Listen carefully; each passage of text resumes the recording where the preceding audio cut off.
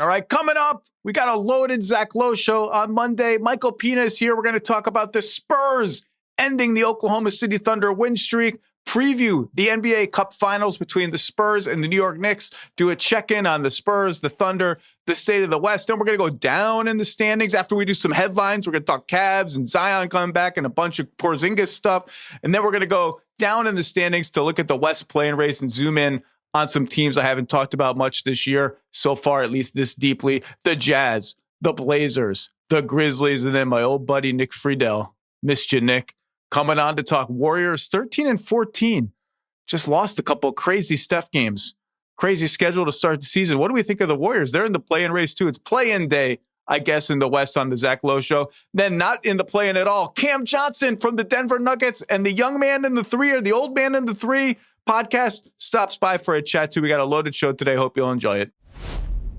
This episode of the Zach Lowe Show is presented by Amazon Prime. The holidays are here and they move quick. Luckily, Prime's fast free delivery is your miracle play, getting whatever you need there fast. Prime's fast shipping is always there for you during the holidays, especially when it's last minute and it just can't wait. From stocking stuffers to that perfect gift for the MVP in your life, it's on Prime. Head to amazon.com/prime to shop now.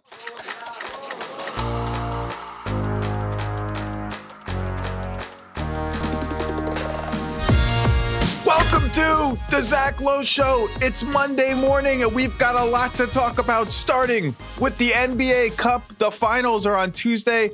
The New York Knicks against the Oklahoma... Wait, what? The San Antonio Spurs ended the Thunder's million-game winning streak, dealt them their second loss of the season in Victor Wembanyama's comeback game. An absolute thriller between two teams who have a little spice, a rivalry that could define the NBA for the next 5 years plus. Chet, Wemby, there's maybe not beef there, as Chet says, but there's something there. Awesome game, awesome moment for the Spurs. And now we get the final Spurs-Knicks. Michael Pina, what's going on? How you doing, man? I'm good. You like that game, boy? We got two teams, 18-7, identical records facing off for the NBA Cup in a game that does not count in the standings. So they will enter at 18-7 and exit at 18-7.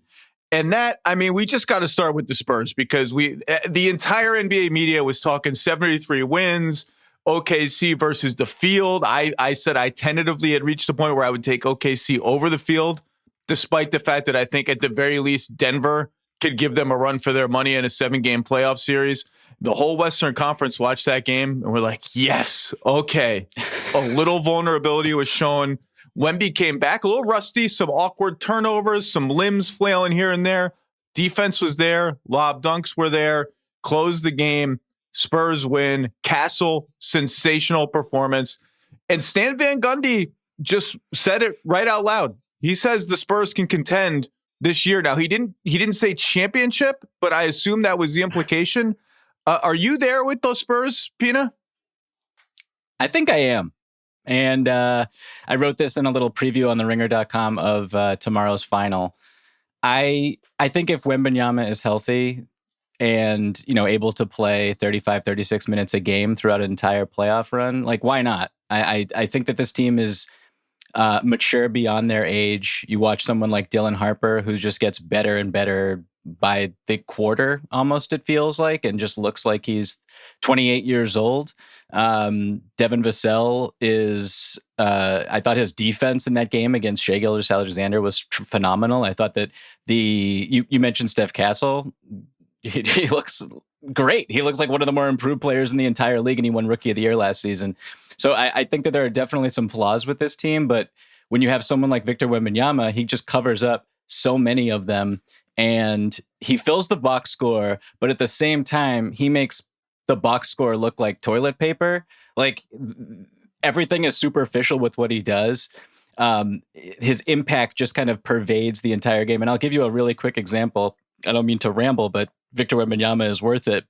At the start of the fourth quarter, Mitch Johnson had Victor Wembanyama basically go to the nail at the start of the quarter, and they threw him the ball. He draws a foul on Jalen Williams, who's the Oklahoma City Thunder were guarding him with a small. draws a foul with a rip-through move. Next play, do the same thing. He just turns around, shoots a jumper over Jalen Williams' head. Next play, Cason Wallace digs in to help to anticipate the pass into Victor. And I think it was Harrison Barnes or De'Aaron Fox just flips it over to the weak side, and the Spurs get a wide open three. So he's just, I don't know what you do with him, and he keeps getting better and better. So to answer your question, yeah, I thought that SVG was right on point with that prediction or that call of that possibility for sure. Another great Stan moment in the broadcast was, he spent a lot of the broadcast justifiably celebrating the quality of the game and the quality of the NBA Cup. And then he was like, so it was kind of like Stan just, being very positive about the NBA. And then it was like, then he said, this is what can happen, by the way, when you give NBA players a few days off. And it's like, yeah, it can. Maybe 82 games is too many, Stan. Maybe you slipped that one in there a little bit. But look, you mentioned Harris. You mentioned a lot of stuff. De'Aaron Fox, boy, there was a lot of angst over the summer about the max contract, about how is this going to work with Fox and Castle and Harper, and are we already going to get to a point where they've got to trade Fox? And I've been wrong about a lot of stuff. We're going to get to my worst preseason prediction later in this podcast. I said, I think Fox is going to have an awesome beam team level year. I think this is a total non-problem because he is there to make sure that neither Castle, who, by the way, is averaging 4 turnovers per game and is one of the least efficient isolation players in the entire league. And I don't even care because he's so goddamn good at everything else, to make sure he and Harper don't get overburdened, particularly if you get to the playoffs against the best defenses in the league.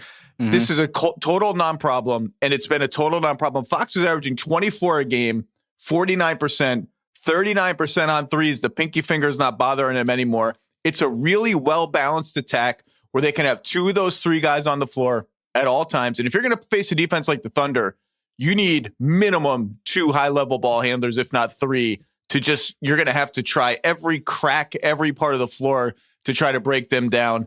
And it makes sure Castle, they run a lot of games where Castle is never the only point guard on the floor, where either Fox or Harper is with him.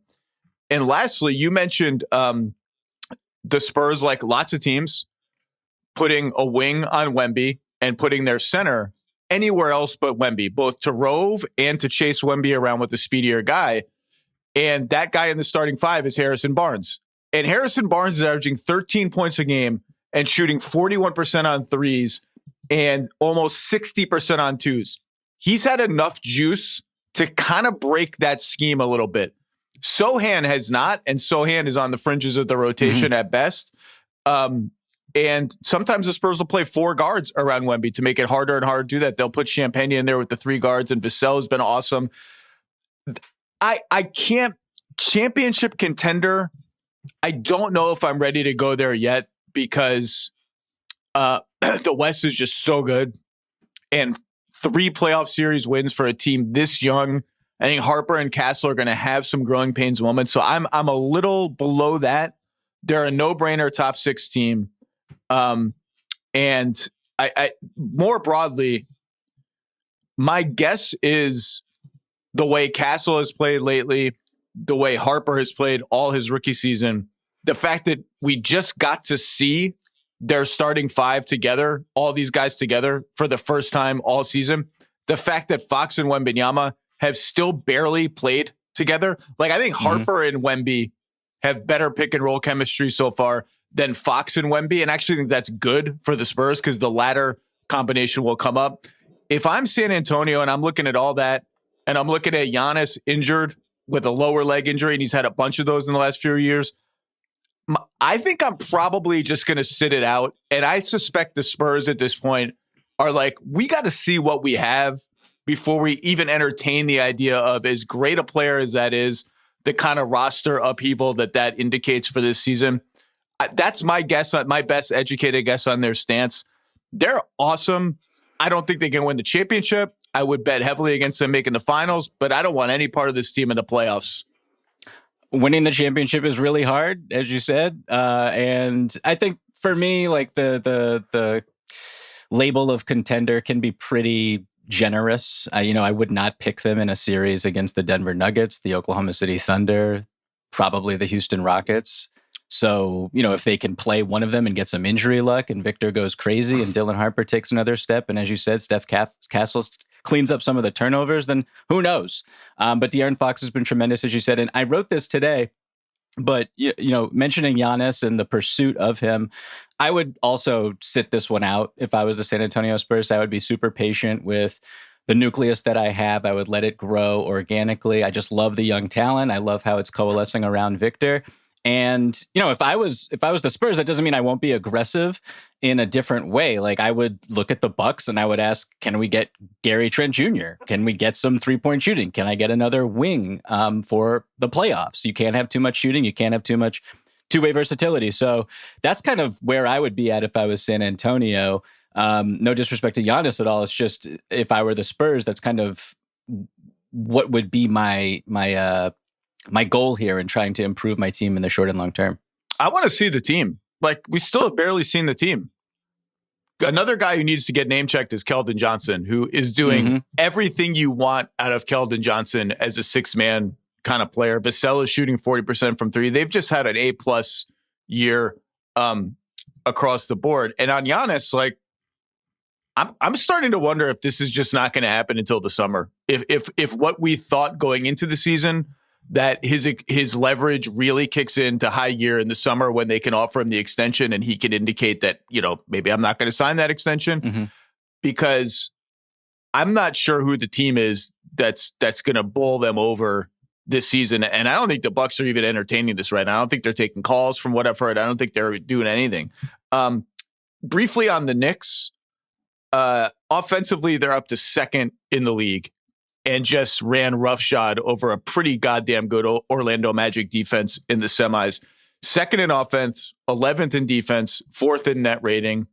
That's the roadmap. And I thought that semifinal game was one of the best Brunson-Cat two-man game games of their season so far, in terms of how they leveraged, you're going to put your centers on Cat because Josh Hart has played so well that you don't feel comfortable hiding them there. We're gonna run that two-man game in lots of different ways. We're never gonna spam it the way you might want us to spam it. We're gonna have Brunson back screen for Cat. We're gonna run some inverted pick and rolls. We'll run a lot of straight up pick and rolls.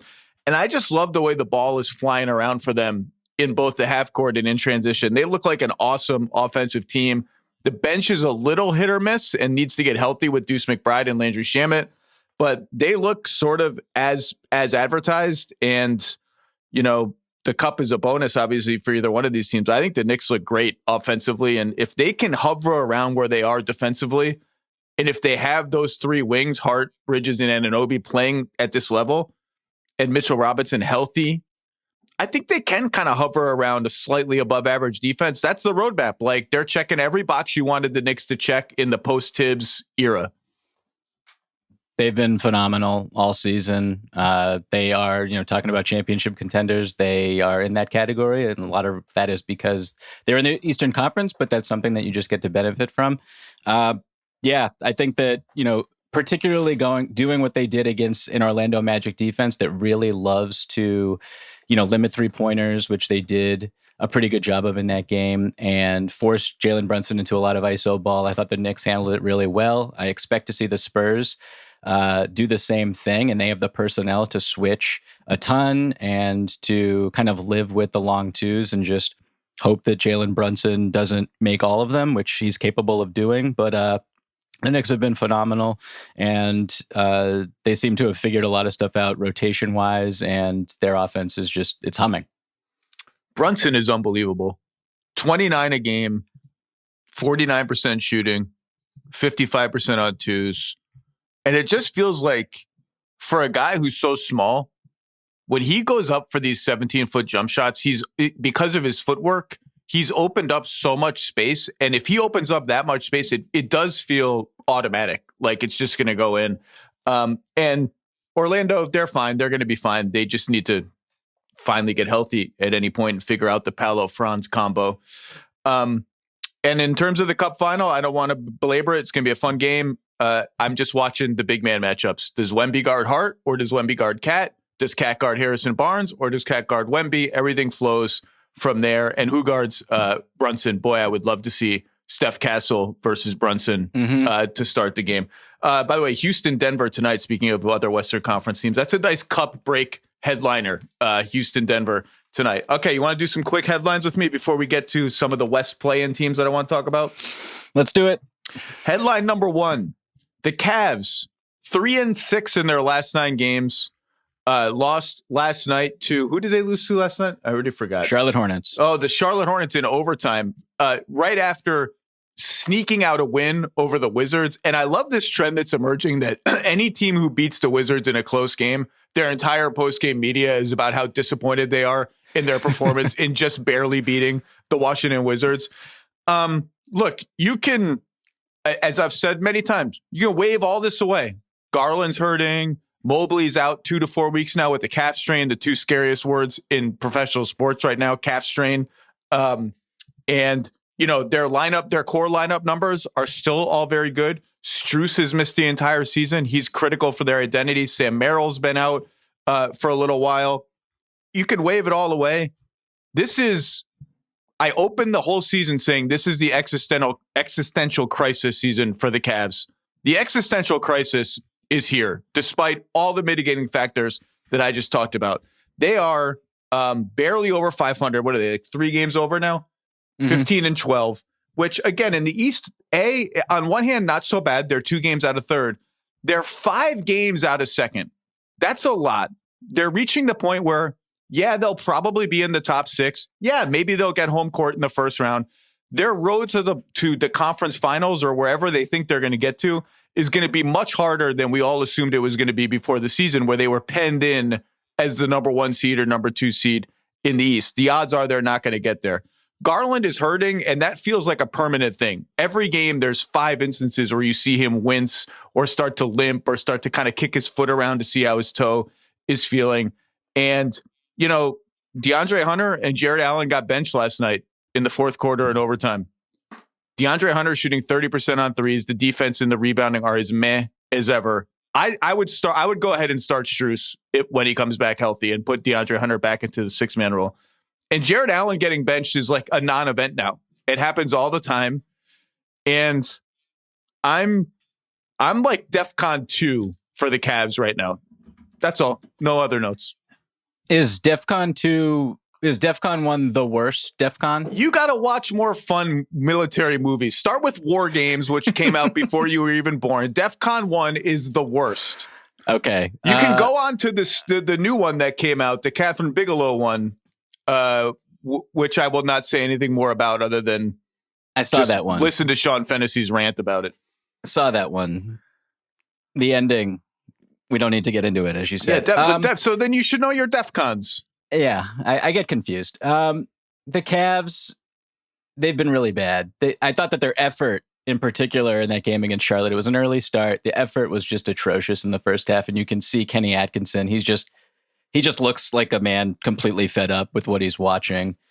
I've been teetering back and forth between excusing this team because of injuries and just being patient with them and thinking that there was a crisis. And I'm now teetering, I think, towards this is not good. And the standings stuff that you just mentioned, being in the East, only 2 back from third, and the Celtics in third place. But like losing to the Warriors at home without Jimmy Butler, Steph Curry, Draymond Green, losing to the Celtics without Kata, who has been Wilt Chamberlain this season, and Derek White, very concerning. Beating the Spurs, but the Spurs did not have Castle, Cornet, or Wemby, and that was kind of a competitive game a little bit. I mean, I just think like with Evan Mobley's injury, this could get real bad real fast, and they're just so expensive. Like I don't know what you do, how you pivot. It'll just be really interesting to see how they approach the trade deadline, although they don't have a lot of flexibility at all. And it's kind of like they're in the bunker, they have who they have, and we'll see what happens. But I just think like the offensive approach, the 3-point volume is kind of getting to a level where they're just jacking up threes. And Kenny Atkinson has talked about that, and it's been a little worrisome. But yeah, they don't have their guys, but at the same time, like you would just expect a little bit more from who's playing, given like the star power. Donovan Mitchell's having a tremendous season and playing really well. Didn't play really well against the Charlotte Hornets, but I don't know. It's not looking good in Cleveland. It's not looking good.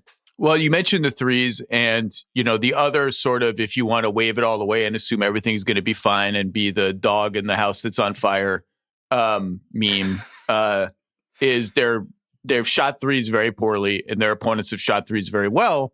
And both of those things would figure to regress, especially for a team that lit the whole NBA on fire last year. I just don't love a lot of the threes they're getting. I mean, they're getting some great threes like they always do, but their drives are way down. Their paint pressure is way down, mostly because Garland isn't Garland. Mm-hmm. And they're just shooting tons and tons of threes without the requisite sort of rim pressure to create the best ones. And there's just been too many games this year where if I'm Donovan Mitchell, I'm like, do I have to shoot 35 times again? Like, do I have to do this again? Because I'm getting kind of tired of shooting 35 times. I like shooting. I like scoring. I'd like to not shoot 35 times. I'd like to go back to last year where I was praised for sacrificing my own offense for the sake of the team. And now I've done this 180 where it's like, all right, I guess I got to shoot 40 times tonight for us to win. Headline number 2, Zion's back.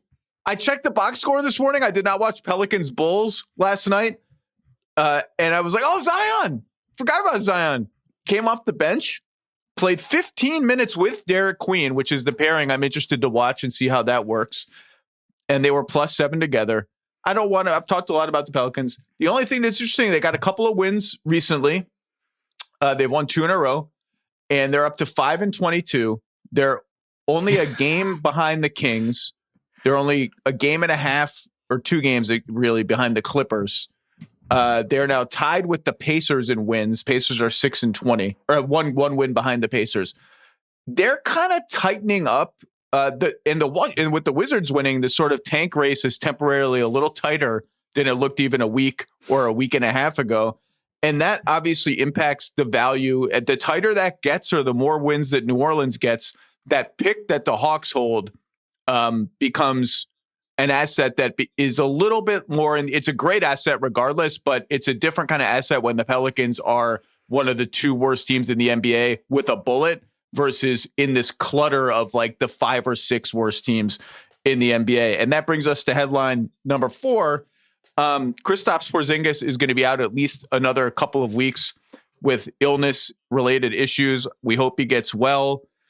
I just don't know what to make of the Hawks. I don't know what that means for the Hawks. They remain, to me, the most interesting Giannis team in that they hold that pick that half belongs to Milwaukee.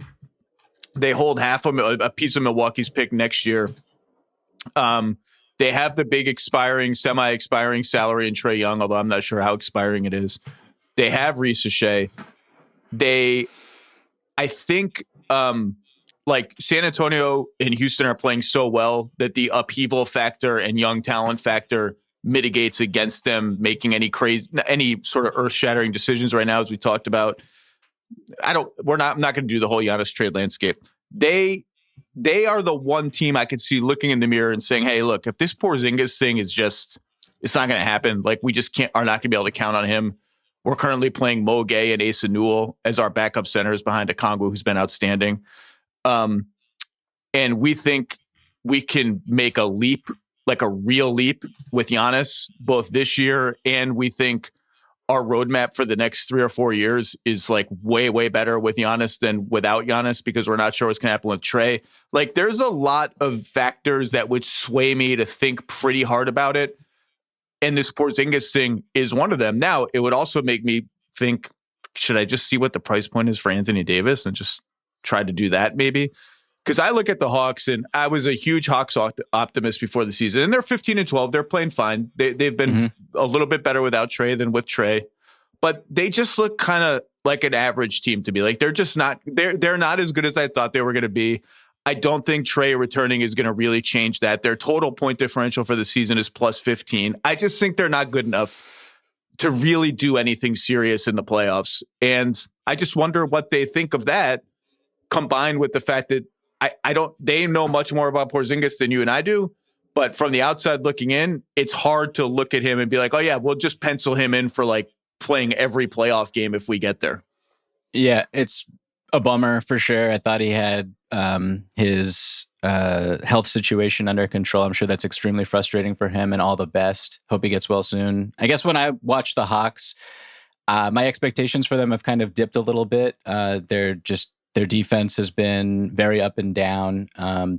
And when I watch them, I kind of just focus in on Jalen Johnson and see just how much better he is getting, because he's just a nightly triple-double threat. And when he has the ball in his hands, basically anything can happen. He's been brilliant this season, and he kind of coming into this year, I thought he was more like a flow player who would just kind of not really be able to pick his spots, but just kind of go with the flow of the game and, you know, make reads on the fly, be in transition. But like this year, he's really the three balls falling, which is really nice, but he's like getting to kill spots, and he just has a lot more poise to his game offensively. So I've been enjoying him. But, you know, I don't really expect too much from the Hawks in the short term right now. Well, and the other thing with Jalen Johnson is, as great as he's been, and he should make the All-Star team, I do look at him and I wonder, there's sort of a chaotic team, like a frenetic team offensively. A lot of cuts, a lot of movement, a lot of improvisation, a lot of like possessions that get messy and then they clean them up with like kind of interior passing and improv plays. Mm-hmm. I do watch them and think, is he ready to be crunch time, slow game, elite defense? Like, does he have enough at this point to really run an offense and be a go-to scoring option in those scenarios? And I'm not sure that's the case. And that's fine. Like, that could be fine. He's very young and he's awesome and he should be a no-brainer all-star. I'd like his defense and his rebounding to be a little better, by the way. Again, he's a triple-double threat, but if you watch them, he misses some pretty key box outs here and there every game. But then you have to wonder, like, Jalen Johnson plus Giannis plus Okongwu, does that threesome work if you go that direction? I actually think it probably does, but I don't know. It's kind of a meh year for the Hawks in a meh half decade for the Hawks. But, you know, things looking up. Either way, things are looking up. That's the good thing for the Hawks. Either way, no matter what you do, you're going to have some interesting stuff this offseason. And by the way, if you just vaporize Porzingis, because before the season there was this like, well, if they extend Porzingis, what's the number going to be like? I would assume from the Hawks perspective, that's over. And I can have a lot of cap flexibility going forward as a result, almost no matter what I do. Yeah. And I don't know. I liked Asa Newell had a pretty good game against the Sixers last night. I thought he looked good. He looked spry. He had good touch. He made some really nice passes that I didn't know he had in him. So that's positive. And Nickeil Alexander-Walker has also been tremendous for them this season in a bigger role than I'm sure they or he anticipated. But yeah, I kind of echo everything you said about the Hawks, and it's just sort of the security blanket of this pick from the New Orleans Pelicans has to feel good. Shout out Paul George, by the way. 35 points on 11 of 21 shooting. Has been quietly exactly what the Sixers need him to be in a maxi world. 17 a game on decent shooting. And I looked up some pick and roll numbers. I ostensibly looked them up to talk about John Morant, which we will do. Of all 189 ball handlers who have run at least 50 pick and rolls this season, Paul George ranks 5th in points per play directly out of those pick and rolls. So he shoots, or a guy one pass away shoots. And number 1 with a bullet in overall points per possession for his team on those plays. Number 2 is another headliner. Number 2 on that list is Bones Highland, who has stepped into the starting lineup for the Minnesota Timberwolves with Ant out the last couple of games, has stepped ahead of Rob Dillingham and Jalen Clark in the Wolves rotation, and has played the best ball of his career in a sort of sustained, calm, chill, okay, just make the right play, don't force it all the time, and is playing. I need to see it for a little longer. Defensively, it's always going to be an adventure. But if he has given Chris Finch another bit of an option with Mike Conley's health always up and down, it's just I'm just watching Bones. That's all. It's a big deal, for the Minnesota Timberwolves. I thought his first real taste of being in the rotation against the Suns, I watched that game last week. He played really well. He gave them energy, hit some shots. Did not watch the Kings game, but I heard this thing that Austin Rivers said recently about Bones, and Austin was his teammate. Boy, it is in awesome. Denver. If I want someone, I don't think my wife likes me as much as Austin Rivers loves Bones Highland. My God. And his little on the bench role. I don't, by the way, I don't love the like analyst on the bench thing for NBC's. It's a lot. There's just a lot of talking, and I'm not sure it's additive in a way that it's meant to be additive. But he was in that role, and he just loves Bones Highland.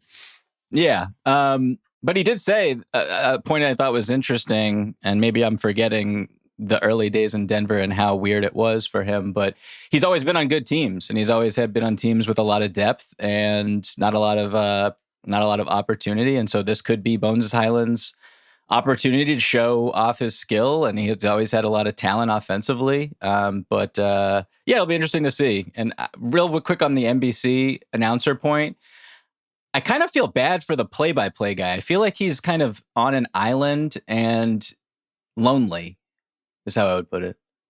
Yeah, it's a strange setup. Maybe it'll grow on me.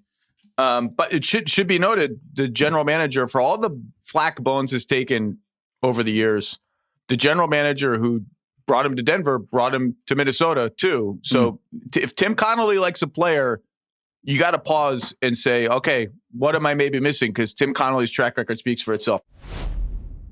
The Zach Lowe Show is brought to you by FanDuel. The NBA season on FanDuel, it's all about the boost, because game days mean your chance to boost your bet and make every play pay off. That's right. All customers, all of you, get a 25% SGP and parlay profit boost.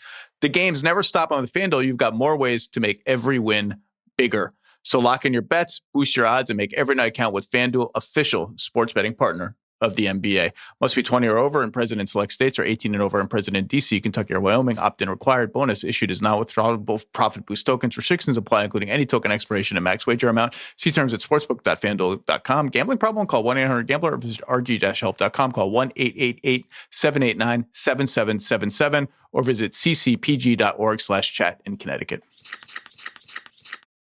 Okay, I wanted to hit 3 Western Conference play-in. I want to do Western Conference play-in mania today, just because there's some teams I haven't hit that hard and hit them in a while.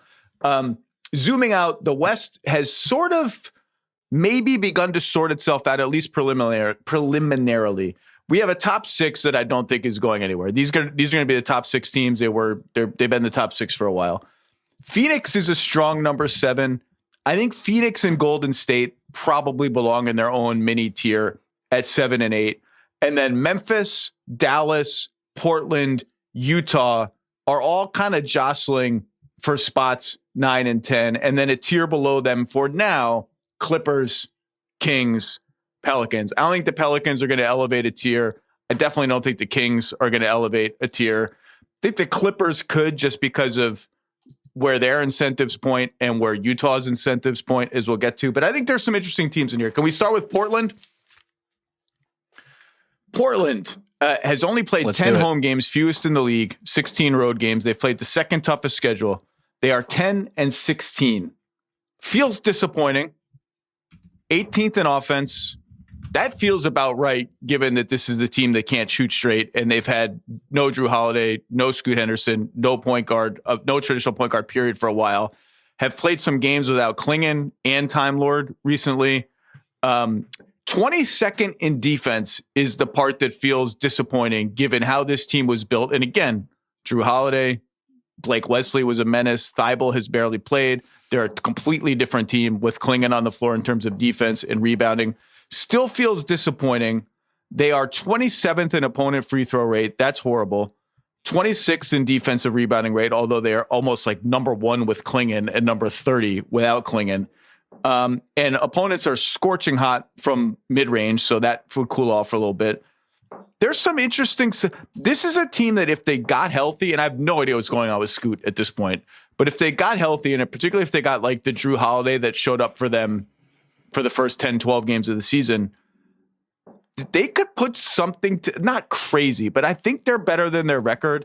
And one of the reasons I think they're better than their record is Shaedon Sharpe's last week has been very encouraging to me.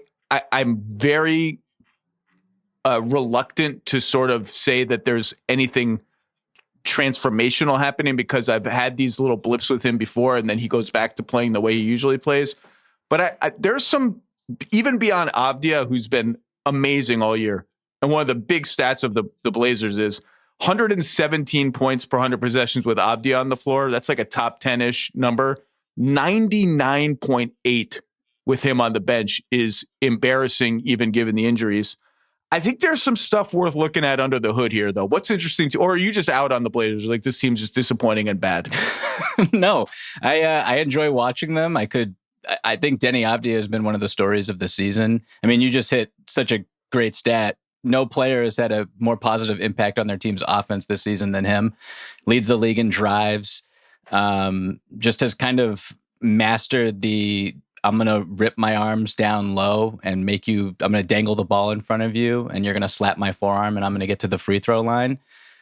His playmaking has been excellent. He's like 4th in potential assists in the entire league. And that has been necessary because, as you said, they do not have a point guard, have not had a point guard for quite some time. I've had fun watching this team. The Shaedon Sharpe experience is, I think I've been pretty down on him this year. I thought he's been pretty disappointing given just his shot selection. But to be fair to him, I don't think that he's well suited to be in an offense that does not have a point guard and someone to settle things down and organize sets. And also that game against the Warriors that he had last night was just absolutely ridiculous. And he was doing whatever he wanted and hitting absurd shots, getting to the basket, which he can do at will. So like the outlines of a superstar are still there when you look at him play, just given his athleticism and how dynamic he is. But I just wish the decision-making was a little bit better, and that could come along. He's still very young. But I like the Blazers. And I think you talked about incentives before we started.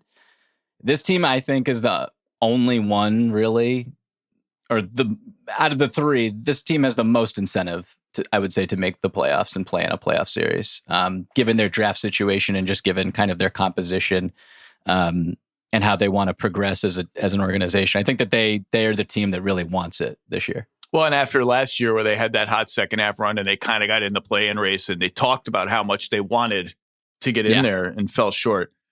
6 of their next 11 games come against the Kings, the Mavs, the Pelicans, the Clippers, and the Jazz. A bunch of them are at home. So if they want to start to make something of the season, it's going to happen now. I agree with you on Shaedon Sharpe for most of the season. And I say that as someone who has been pretty strongly like top 5% bullish on Shaedon Sharpe. He was in my most intriguing players column that never ran, wink, wink, last year. It was a wonderful section. And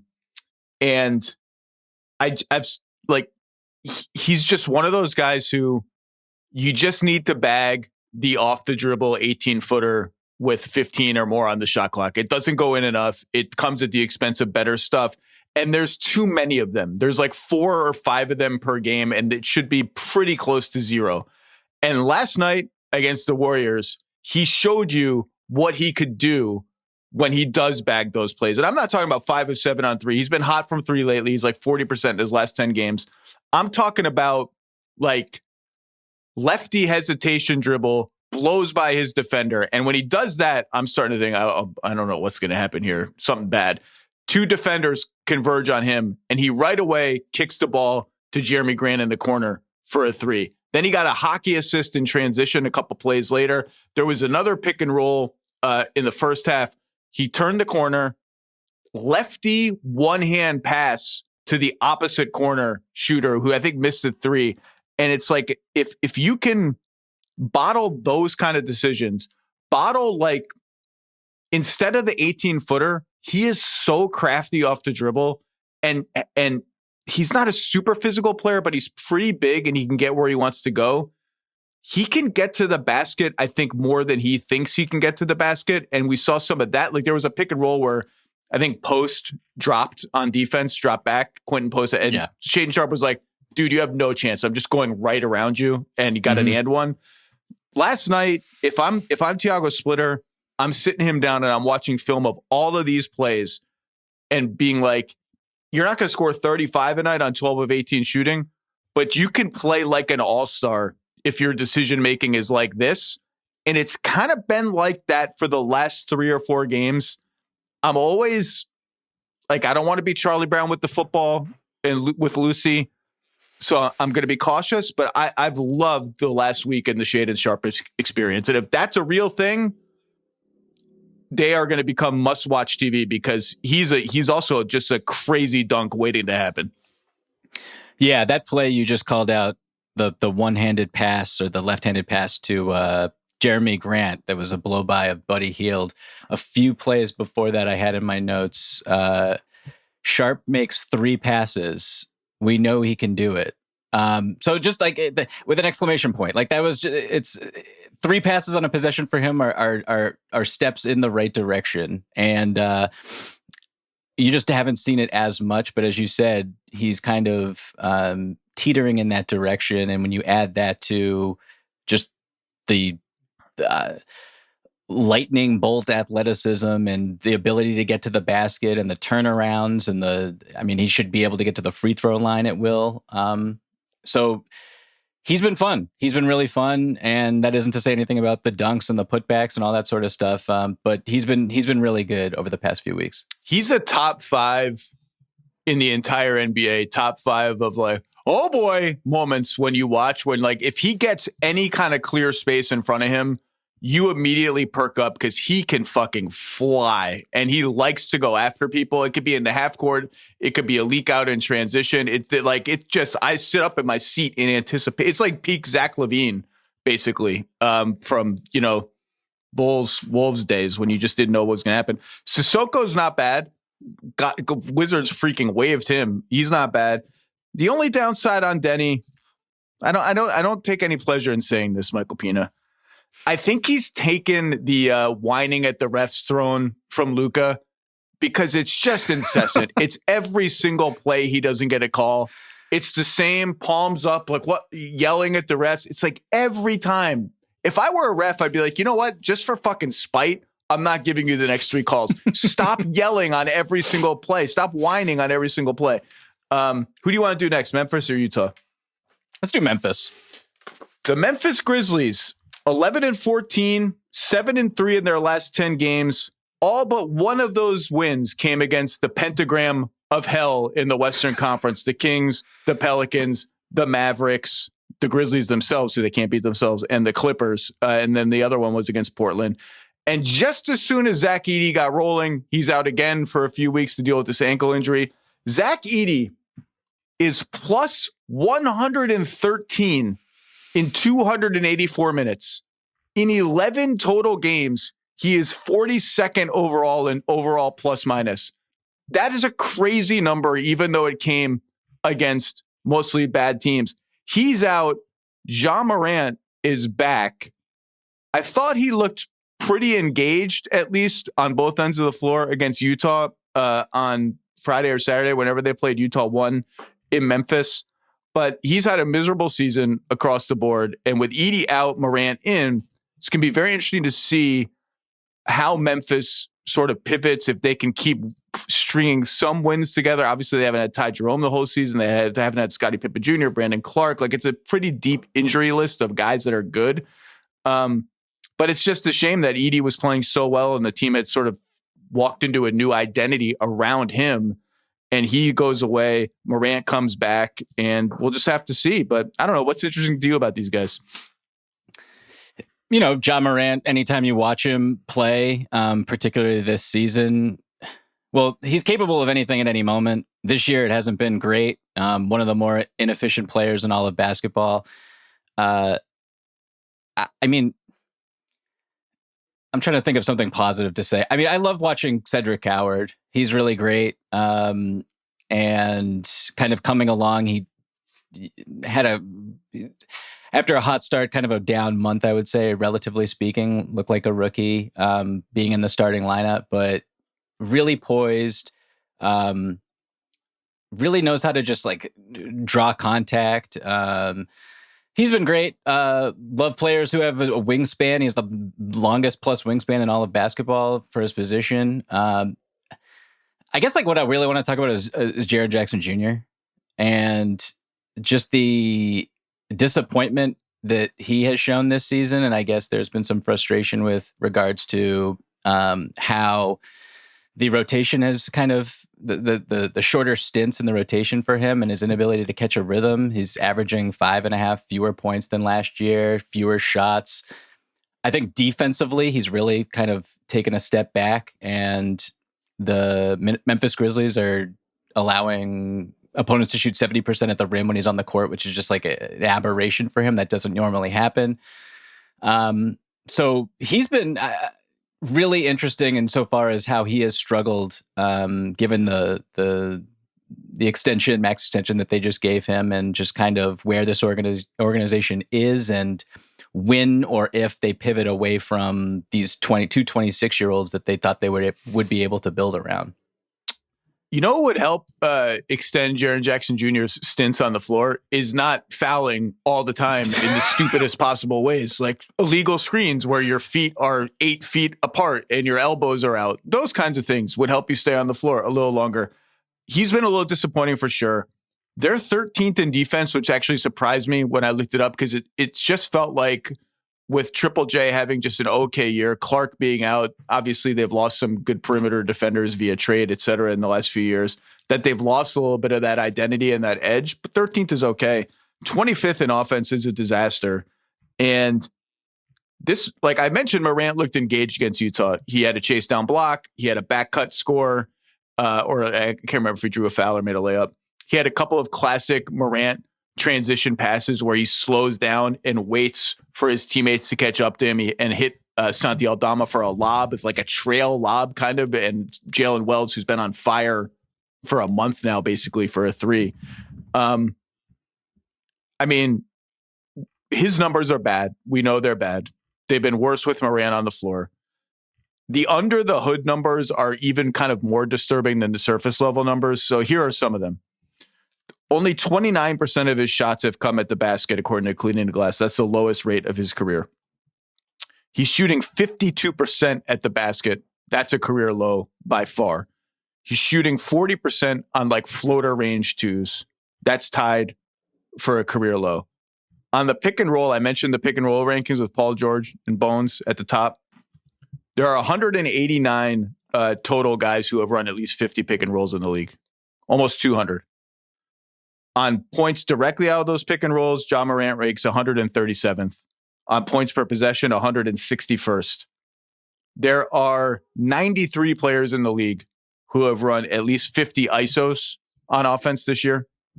Ja Morant is 91st in points per possession, averaging 0.66 points directly out of ISOs. And it just feels like a lot of these drives are almost prayer shots. Like he's pulling up at the dotted line or in these weird, like 13, 14 feet away from the rim positions and trying to step in and just like hurling these shots up towards the top of the backboard. And just, they're either hope for a foul or hope that they just go in randomly shots. It's not even the numbers. It's just how it looks. The power, the fearsomeness, the ability to actually explode toward the basket just don't seem to be there the way they need to be there. And this whole thing falls away, obviously, if Morant is a shell of himself. Yeah, 40% in the floater range for someone who's shooting 18.5% from behind the three-point line is just like non-negotiable for just about anyone who has the ball in their hands as often as he does. I thought that the Utah Jazz over the weekend, the Jazz beat them, and like the way they were guarding Ja Morant in the fourth quarter was like, it reminded me of how the Lakers guarded Rajon Rondo in the 2010 finals. It's funny you say that because it was something like, you don't see bad shooters guarded this extremely much anymore because teams have gotten so smart about, like, we're going to talk about Isaiah Collier in a second. Like, if you're going to go under screens against me, I'm going to set the screen lower and lower. I'm going to race you to the spot behind the screen. And if I'm John Morant, I'm going to beat you there. And so you don't see, it was like the Spurs Cavs finals in 2007, where they treated LeBron like the worst shooter who ever lived. It's funny you thought the same thing. Yeah. And he just couldn't capitalize. And they were like, it was the defensive execution by Utah was so poor. Like with regard, John Morant would try to basically hunt Keontae George down the stretch, and Keontae wanted no part of switches, and he would try to hedge and recover. And there was one play where he like hedged, and I guess there was a miscommunication. They thought they were supposed to switch, and he just turned his back on John Morant and tried to walk back to his man, and Ja couldn't do anything with it. So plays like that, it's just weird. It's like you would think that the attention to detail with someone who is so explosive and dynamic would be a little bit finer, and the Utah Jazz aren't a great defense, so that kind of is what it is. But he's just been, I know it was his first game back in a little while, and we'll see kind of how he progresses over the next couple of weeks and finds his rhythm. But he was terrible before, and I just wondered at what point is this the new Ja Morant? At what it's tough to watch. I don't know what else to say about it.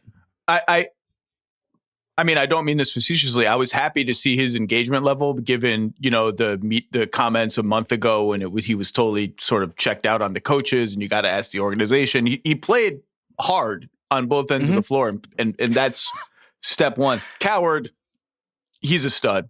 Like, there's nothing else to even say. He's a stud. He's huge. He's going to shoot fine from three, defends his ass off, and plays super hard. So if you watch that game, there was one play where he was a fast break. He went up for a lob, couldn't finish it, fell out of bounds hard, and got up so fast that he put back the follow-up miss. He got a rebound. Maybe he drew a foul, but the point is he fell hard. He got up so fast, the Grizzlies shot again right away, and he was already into rebounding position to either draw a foul or score a basket. I couldn't love him anymore. Okay, let's talk about Utah. 9-15. Had a tough schedule. They have the Markkanen issue hanging over them. Maybe it's a non-issue now. Ace Bailey is now a full-time starter. Collier is back, sharing some minutes with Keontae George. Those minutes have gone very poorly. Keontae George looks like a real guy. I had actually a coach text me over the weekend. You get these texts every once in a while from coaches being like, "Do you think Keontae is like a real guy, or is this just a good team?" I mean, a bad team, good stats guy. I was like, he looks pretty real to me. Like every, I'm not saying he's an all-star right now or even maybe in the future, but I think he's got a shot to make an all-star team in the future. Every part of his game has matured and gotten better.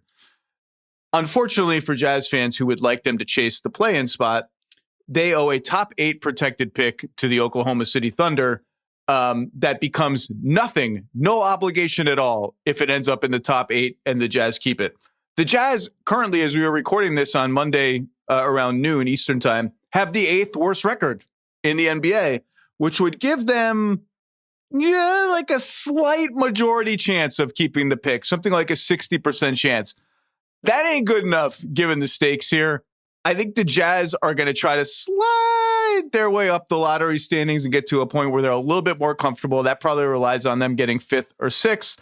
That's going to be an interesting sell to Lauri Markkanen, who I think is tired of losing, but also loves Utah. I've heard his family loves Utah. I think both he and the Jazz, the ideal outcome is we eventually win here, and that winning on some level has to start next season with another draft pick. Our young guys getting even better. Unless they get absolutely bowled over, which is possible because Lauri Markkanen is averaging 28 points a game and is like almost like big man Steph Curry in the way he moves around the floor and creates openings for everybody else. Unless they get absolutely bowled over, I actually think they're serious about keeping him this year and riding this out. But it's just there is some interesting stuff going on here. I don't know if you want to start with Ace or George or whatever, but the incentives just are going to point them where they're going to point them.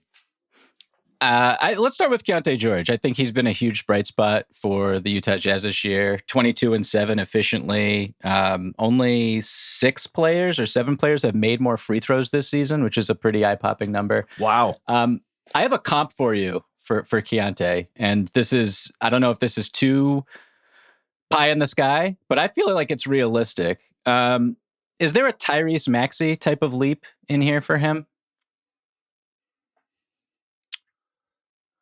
I mean, you're talking 30 a game on efficient shooting. I don't think that's insane. I don't think he's quite that level of athlete.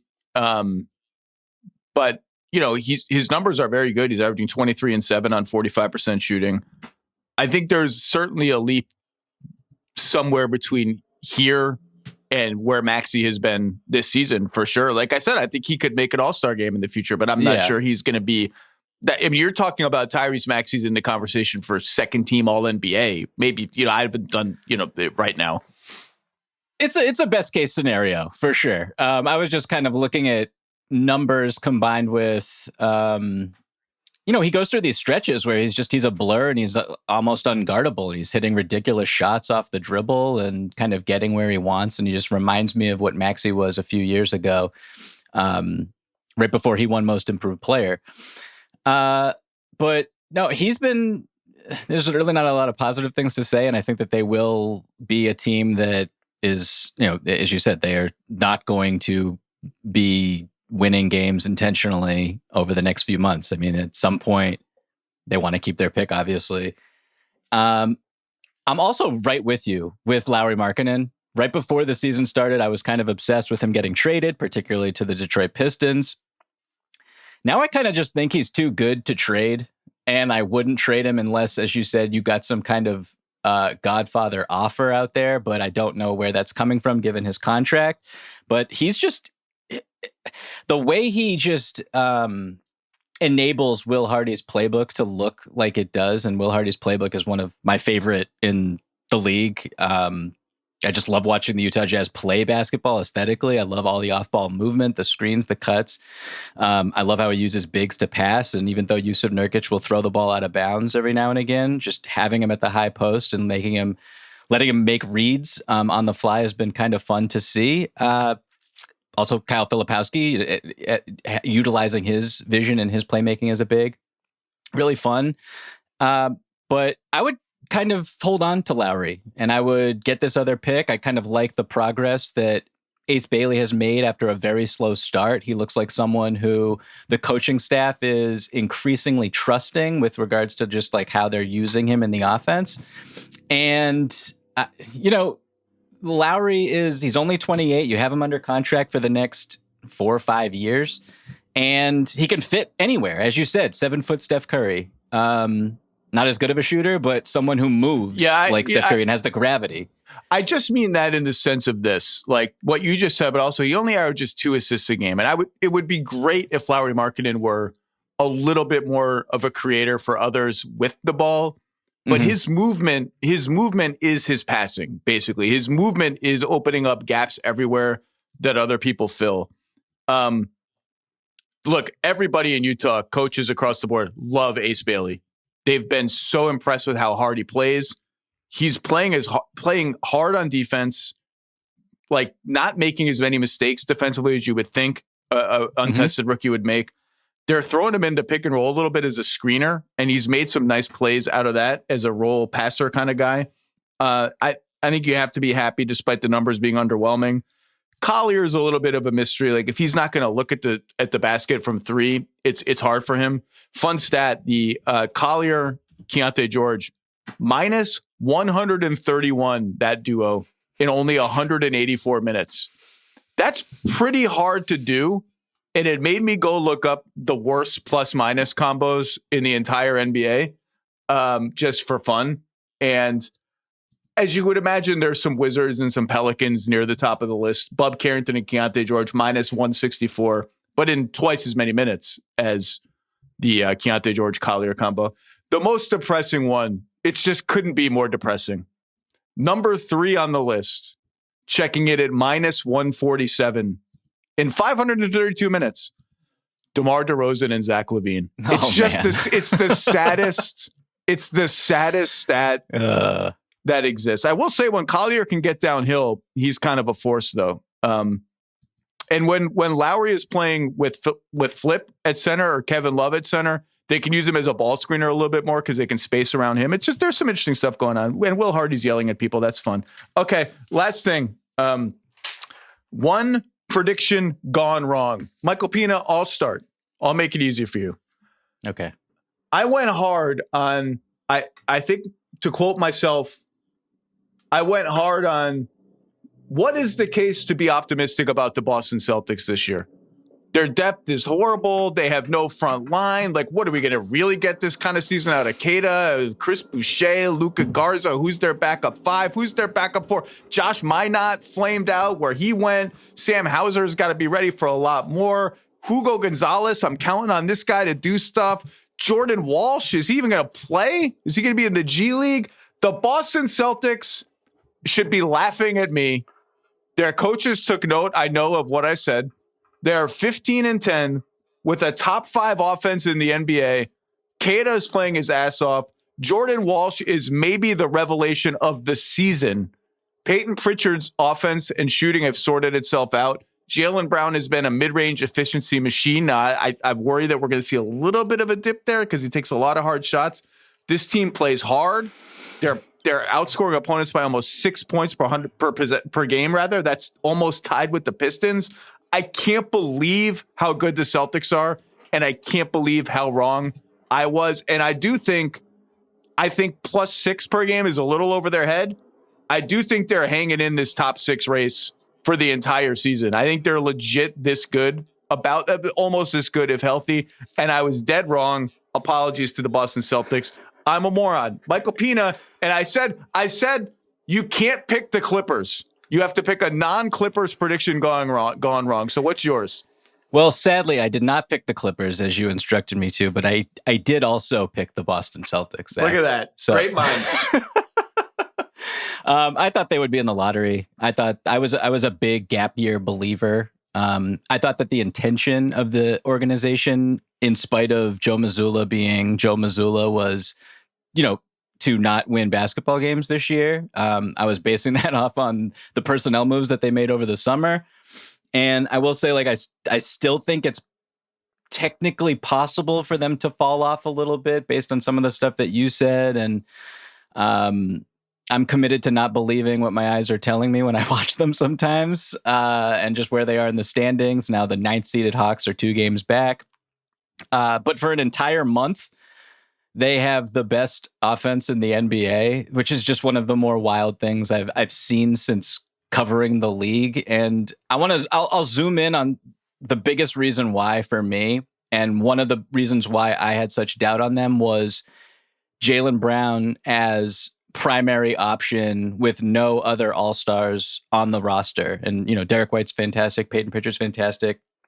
But I just had no belief that he would be able to not only lead the league in, I expected him to shoot a ton. He leads the league in shots per 100 possessions, shoots the crap out of the ball.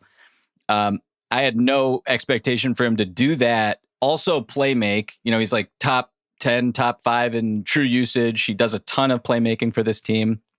And also not be super inefficient. Like his true shooting is right about league average, a little bit above league average. He's getting to the free throw line. He's finishing at the basket. He's attacking in transition. And he's taking really difficult shots. I mean, 64% of his shots are unassisted. His previous career high was 54%. When he's on the court this year, the Boston Celtics offensive rating is at the highest point it's ever been in his entire career. So when I look at him, he's all NBA, he's definitely an all-star. And aesthetically, in terms of how he gets his shots and where they come from and how well he's hitting them, he kind of just reminds me of a less efficient SGA who also turns the ball over a lot more. And that sounds insulting, but I promise it's a compliment. So that's I think the Celtics are shocking me, but Jaylen Brown also, I know he's won Finals MVP. I know he's made an All NBA team, but he's really surprised me this season. He's been outstanding. And look, I said they're going to hang in this 3-9 race all season. I had them penciled in for the lottery. I took the under on them. I think they were 41.5 or 40.5 or something like that.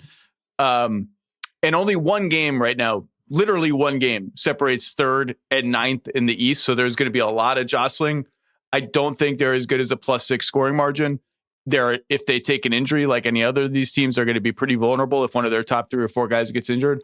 But the reason I'm picking them is I could not imagine a 25-game sample, like a third of a season, a real sample, in which they were this good and outscored their opponents by this much. Kudos to the players.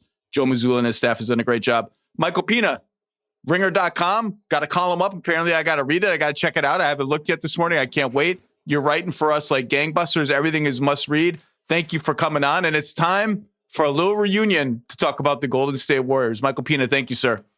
Appreciate you, Zach. This episode is brought to you by Amazon Prime. The holidays move quick like a fast break down the court. Luckily, Prime's fast, free delivery means everything arrives on time. We use Amazon Prime all the time. We have a kid. Anyone with a kid is using Amazon Prime all the time. Halloween costumes, I'm a last-minute planner. You order a costume, you have no good idea. You need it by October 31st. Otherwise, there's no point. Amazon Prime gets the job done. That's happened for me multiple times, multiple Halloweens. Prime's fast shipping is always there for you during the holidays, especially when it's last minute and just can't wait. Need some holiday magic? It's on Prime. Head to Amazon.com/Prime to shop now. Look who it is. A little bit of a reunion. Nick Friedell. I worked with you once, I think. Can't remember where, but we definitely did. How you doing, buddy? It is great to see you again, my man. It's been way too long. But it's great to find you again in a new place. And, you know, as always, when I see you, there are many things to discuss. And things haven't changed in that regard at all. You're a long way from the Bulls suck beat, and the Bulls still suck, Nick Friedell. They still suck. You're on the Warriors. The amount of people, Mr. Lowe, when I go into an NBA arena, still to this day, and you trademarked this, you coined this like 10 years ago, but they'll see me and they'll be like, Friedell, are you still on the Bulls suck beat? And I'm like, no, you know, it's different now. I'm back with the Warriors, but the Bulls suck beat has not only withstood the test of time, it is stronger than ever, because I was there about a week ago and oh my, the suck meter is running off the charts right now. I'm glad I've made a lot of positive contributions to the discourse in society over the years. You are now covering for The Athletic the Golden State Warriors, who round out our play-in discussion in the West today. 13-14. They lost 2 games over the weekend. One to the Minnesota Timberwolves without Anthony Edwards. One to the Portland Trail Blazers without any point guards. Steph Curry scored 87 points combined in those 2 games on 30 of 54 shooting, 18 of 34 on threes.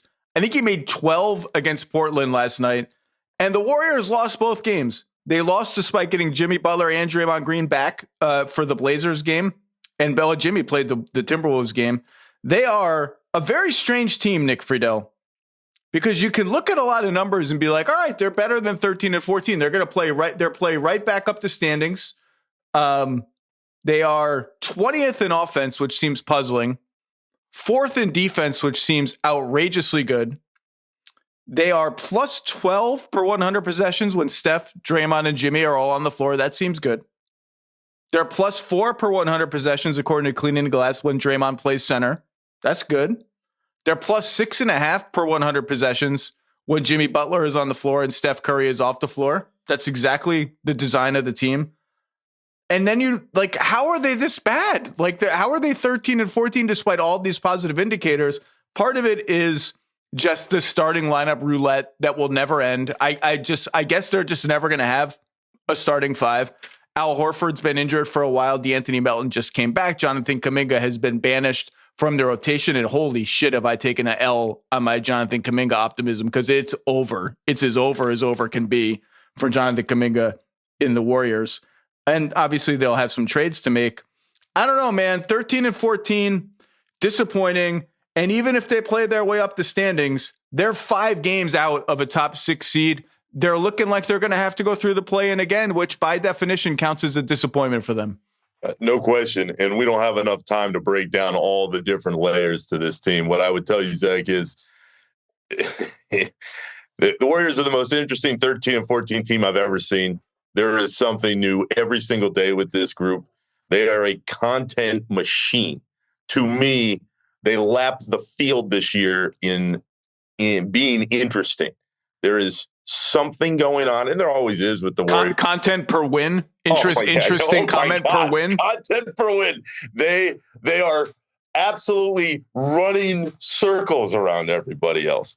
I think to answer your first question, and there are many, many questions with this team, the problem is they've been injured. Steph's missed 9 games. Draymond's been hurt. Jimmy's been kind of off and on. He's got a lingering knee issue.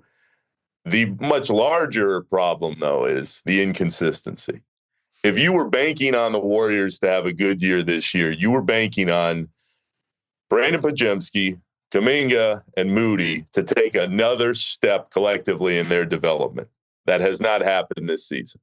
And there are a lot of reasons why that is as well. But that, to me, when you look at the Warriors, and I think these last 2 games are going to make me shake my head and alter my projection a little bit. But I still, when the season started, I thought the only 2 teams I knew for sure in the West could beat them in a series, for sure, were the Thunder and the Nuggets. After that, I was kind of like, I think they have a legit chance against anybody else.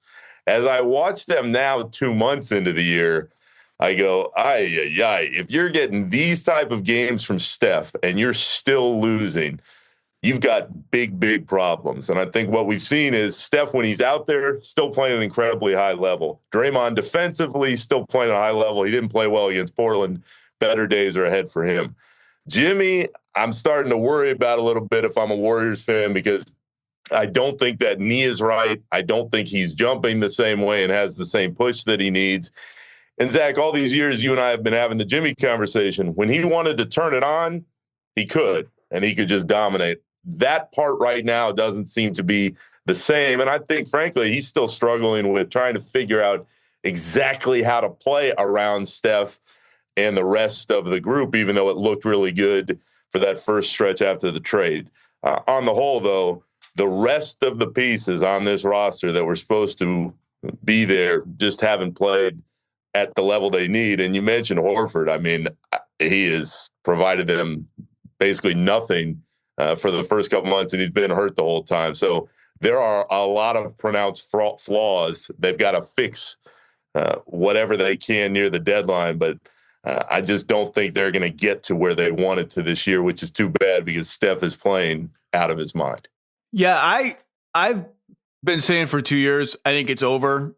I think it's over for now, and I think it's over for the post-Steph future in terms of, like, is there a championship nucleus here? When they got off, that said, I thought they were a very good team. I took the over on their win total, which I think was 45.5 or 46.5, something like that. And when they came out playing super well, I said I had shut the window, and I'm keeping it shut, but I'm just opening the latch a little bit, because if a number of things break right, the latch is closed now again. On Jimmy, he's been fine, but when Steph's on the bench, you expect him to go into Jimmy mode, and it just kind of hasn't been there. And those lineups are living on defense more than anything that Jimmy's doing on offense, which is fine. It's part of their team. They're 4th in defense. It's been so weird that, like, you look at Podziemski's numbers, he's averaging 12 a game, shooting 40% on 3. Moody's averaging 12 games, shooting 38% on 3.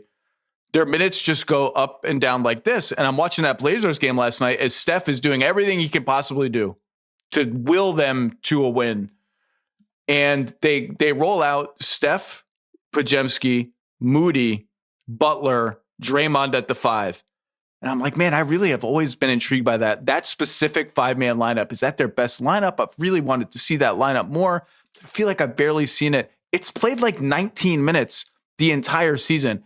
And then they switch it up and put Melton, who just came back and I think will help their team, in the Moody spot. And it just feels like, for every possible reason, Steve Kerr just has no consistent rotation, let alone a starting 5 for this team. and now Kuminga's been benched, and that feels over, as I said before. That helps clarify some things, but it's still so murky with all the guys that have been in and out of the lineup. And they just, like, as old teams tend to do, they just look a little older. When that Steph Draymond pick and roll happens and Draymond's being guarded by a 5, that used to be the most terrifying moment in the NBA. And you see little flashes here and there. Draymond 4-on-3, throws a lob here, throws a kick out there. It's just not as scary anymore because he's lost a little bit of a step. Jimmy's lost a little bit of a step. And Jimmy's, has shot well on threes this year, but doesn't really shoot them. And so the spacing isn't the same as it's been. It just kind of feels all meh, despite the fact that, you cannot yell this from the treetops enough, Nick Friedell. Steph Curry is averaging 29.6 points per game. That is the third highest figure of his entire career. He is shooting 48%, 41% on threes, 60% on twos. That would be the second highest number of his career. And 91, of course, from the line. Almost a 50-40-90 season. It's insane how good he's been. And they just didn't used to. He makes 12 threes and they lose? That's not a thing that happens. That is the biggest red flag that there is. And Zach, now that we can curse in our new format, the way I would put it into context for you is Pat Spencer is that motherfucker. Lax Bros are taking over the league in Memphis and Golden State, baby. That's right. So Pat Spencer is that motherfucker. Steph Curry is still the baddest motherfucker going. That dude, when he gets on the floor and he's racing up and down and he's knocking down shots, and he did it a couple times that Portland game where he puts the shot up and starts running down the floor without watching it going in. He knows how good he still is. So do they. The problem is that the rest of the group just doesn't have the talent level right now to maintain the consistency. The most fascinating part in the short term of what I heard out of the post-game comments last night was Draymond repeatedly, unprompted, sticking up for Steve Kerr because he's being asked about the consistency. And Zach, that was the 9th straight game where they've had a different starting 5. And again, it's injury and it's Kerr looking for any answer that he can. And Kerr, 20 minutes before that, is saying, it's on me. I'm not doing a good job this year. I have to be better in putting guys in spots to succeed. Then we walk over to Draymond, and he's active on social media. He's got his podcast, but he's hearing all this stuff, and people are killing Kerr and saying, Kerr needs to do this, and Kerr needs to do that. And Draymond's going, what the fuck do you want him to do? He's trying everything that he can, and it's just not working. So when you're trying to figure out what's going on with the Warriors, it starts with the injuries to key players, the inconsistency. But to me, as I'm watching it day by day, it's Steph is at this level. Draymond and Jimmy are still close to him. Draymond, especially defensively, is awesome when he's engaged and locked in. But when you pass Jimmy, and I think, again, this is a huge part of it, they were expecting Jimmy, to your point, when Steph's off the floor, to just dominate. And Jimmy wants to make the right play and doesn't want to force himself, but they want him to. They want him to go be the guy that you and I have seen and discussed for years and years, and he just hasn't been as aggressive as I think they wanted him to see. When you cross that gap, though, when you get past Jimmy on this roster and it's not the same Jimmy that it's been the last couple of years, everybody was expecting that next wave of players to be better than what they are. And there's still time. A lot of those guys are young. They're trying to come into their own. But if you were banking on the Warriors to make that push in the West and have the success and clear that win total, you were banking on the rest of that group to do something that they have not shown this season. And when you watch them, Zach, they might have a good game. Moody had a game in New Orleans. He was hitting a bunch of threes. And Podziemski is having his moments, although I think so much of his issue is some of the things that he said before and in the beginning of the season rubbed some of his teammates and some people in the organization the wrong way. And the guy who has all the confidence, he doesn't have as much confidence right now. I think he's trying to work through that. In the Kuminga situation, he was great early. He wasn't as good. He got pulled from the starting lineup. He got hurt. He came back. He didn't play well. The end. I mean, that's where we're at. the end. Although I would caution everybody, anyone who thinks that January 15th they're going to wave a wand and he's going to be moved, good luck. That's just not the way that things go. But the problem with this team is the talent level. They have a lot of solid players, but they have not had a lot of players behind Steph raise the level of their own games this season. It's why they're in the place that they are. This was always what was most likely to happen, is that the old guys get old and the young guys don't get good enough soon enough to save the team when the old guys get old. This is still, I think they're going to start winning more. I mean, the underlying numbers are pretty good. They're plus almost 2 per 100 possessions, so they should be over 500. They have a bad record in close games. Even last night, Steph bonked that layup late in the game that would have given them the lead. It's like, oh my God, he makes 12 threes and he bonks that one. It's so uncharacteristic. I think they'll correct themselves a little bit. Their turnovers are insane right now. I mean, part of the benefit of getting Jimmy Butler was he's such a low turnover player, and he still is.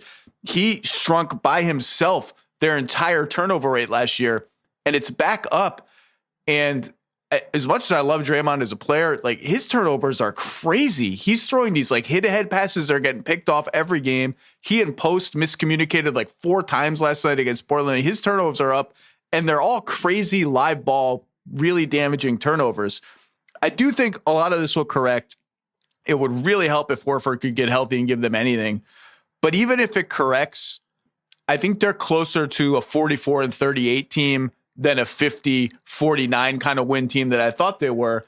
And even if really things go right, their most likely scenario, given how the standings are, is they're in the 7-8 game playing like hell to either face Oklahoma City, Denver, or Houston in the first round. And we saw the beatdown. I mean, they beat Houston last year, but it took so much out of them physically. And then Steph gets hurt, Jimmy's getting worn down, and they get rolled by the Timberwolves. It's like, it's very hard to see them winning a round in the playoffs this year, let alone making a run. I'm getting more to that side day by day. The only reason that I still caution anybody to write them completely off of not being able to do anything is because of Steph.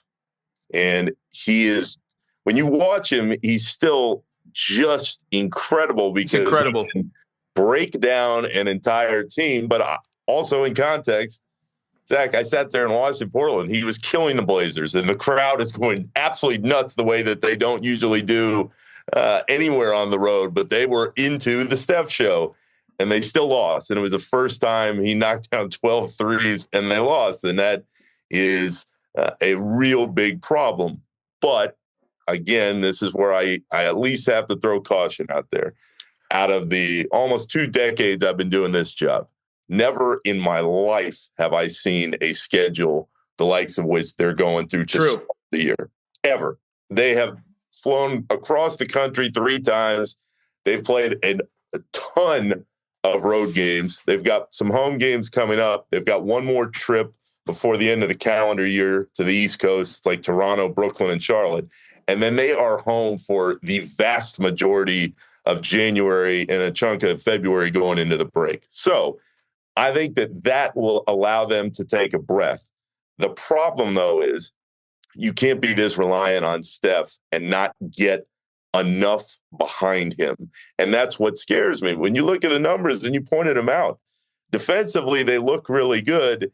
Last night in Portland, they had some terrible moments, but I think they're going to right themselves on that end of the floor. It's the offense. And that's where you need Jimmy, and Kerr has mentioned it many, many times. He stabilizes them. He gives them a different look and can get to the foul line. But you need him to take over sometimes, and he's just not doing it. And Kerr said, I've got to do a better job getting him in rhythm. And Draymond said he could do a better job getting him the ball. But he's the one that said the quiet part out loud. And he said, we need Jimmy to go take the ball sometimes. And we need Jimmy to take over. And that just has not happened much this season. I think it's because when you watch him play, that knee just isn't the same. And it's been a lingering question since the end of the days in Chicago. The knee. I think it's more of a problem right now than it has been because of all the years and all the miles there. I'm glad you mentioned this schedule because it's been truly hellish for them. They've played 11 home games and 16 on the road, and you've met that they've just played a ton of games all over the place. That's a reason I think things will normalize. The clutch time record, I think, will normalize. The defense is legit to me. And they also have a history, even dating back to 2021 when Clay was out the whole year, of surging late in the season. They did it again last year. They did it to make the play in 2022. Like they have, not in 2022, they won the championship, but they've surged late in the season a lot. And I said like they feel closer to a 45-win team than a 50-win team. To get to 45 wins from 13 and 14, you got to be pretty good in the Western Conference the rest of the way. Like I think they're a good team. It's just they've put themselves in, the schedule, injuries, et cetera, have put themselves in such a tough spot. And it does make you see people reflect on this all the time. And it's been constant of, the two timelines thing, which was never a plan. It was an accident. It will be interesting to see, did they miss any chances to really load up around Steph? Because they did go out and get Jimmy Butler. And when they did that and they went crazy at the end of last year, everyone said, okay, that's the exact kind of transaction we're talking about. They tried to get Paul George and Markkanen together. I don't think that ever got far. They tried to get Durant. Durant vetoed that. They tried to trade the Wiseman pick and couldn't find. I remember like Bradley Beal was mentioned, Ben Simmons. Like I don't think any of that went anywhere. They tried to get into the Raptors stuff with Siakam and Anunoby. They tried to get LeBron. Like I can't. There's got to be. I don't remember what other missed opportunities there were, but it's not like they haven't tried, and it did end up with Jimmy Butler, and it did look like that's exactly the kind of guy they need. I don't know if I'm forgetting any other sort of like, well, they should have gone out and gotten that guy. They do have all these. They have 3 picks to trade now, plus Kuminga. I think they'll try. They'll try on everyone. They'll try on freaking Giannis. They'll try on everyone, but I don't know what they're going to get. And that's really the problem. And Zach, what I would tell you is when you watch the roster, I just don't see the move that they're going to be able to make that is going to take them from wherever they're at right now, even if you and I both agree that better days are probably ahead here at some point in the next couple months, to get them from wherever they're at into that conversation again with the OKCs and the Denvers. They're going to try like hell, but and this goes always back to Kuminga. I think the problem is fans are sitting there saying, get rid of him, move him for something. For Malik Monk, they don't want to add more salary and another guard for some pick down the line. I don't know if that one is actually going to come to fruition.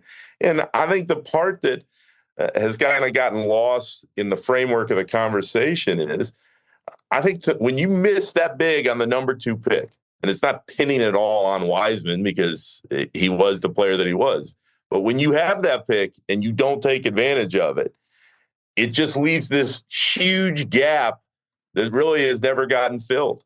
And Kuminga just isn't the player that they hoped he would be.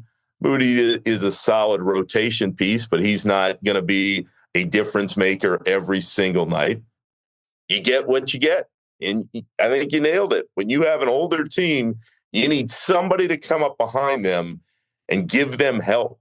And that help just has not been there this season. And it was a help that they're banking on. So the roster is what it is. They have a lot of solid pieces, but they don't have a lot of game-changing guys that are going to be able to take that weight off of Steph every night. Jimmy can still be that guy in flashes. He just can't be that guy consistently the same way. There are a lot of reasons why they've fallen into where they are. I'm just concerned, if I'm a Warriors fan, that you look ahead and you go, okay, try to make a move in order to give up what it would take to get any one of these pieces that we're talking about. I don't think that whatever that move is going to be a fix that places them back at the top of the conversation.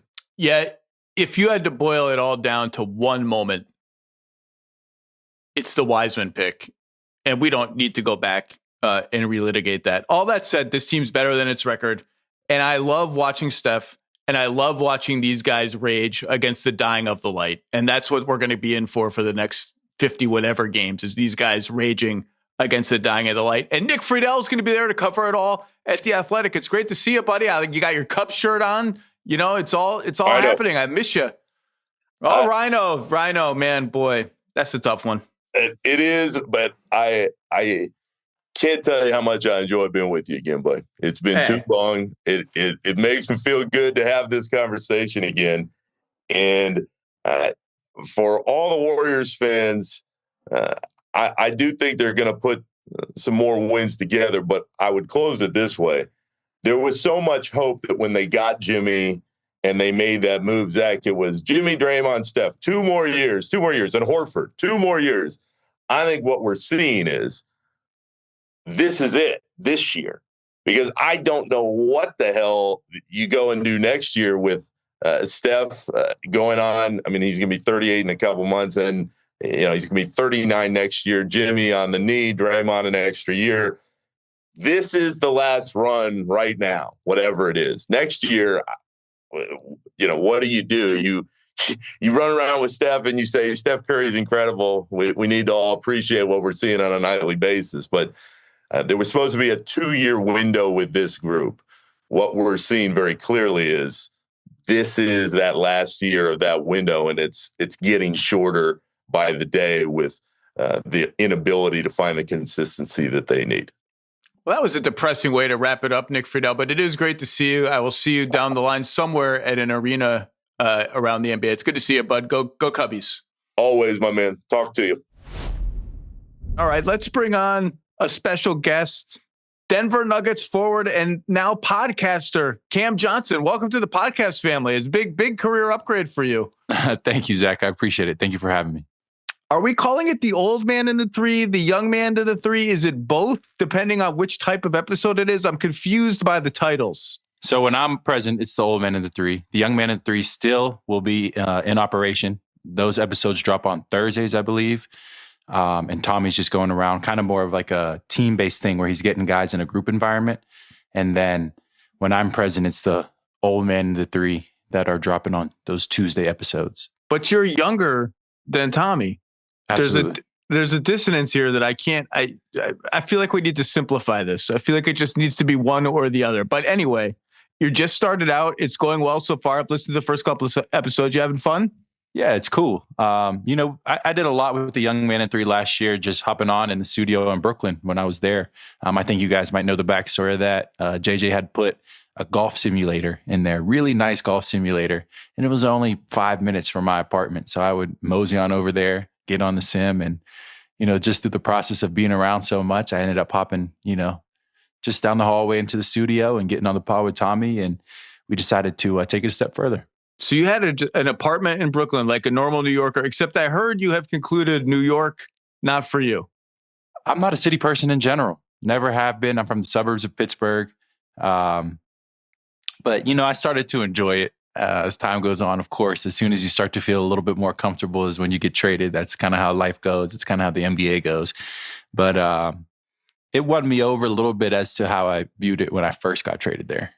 I lived in New York for 20 years. Never lived in Brooklyn. I skipped Brooklyn. I went Manhattan, Queens.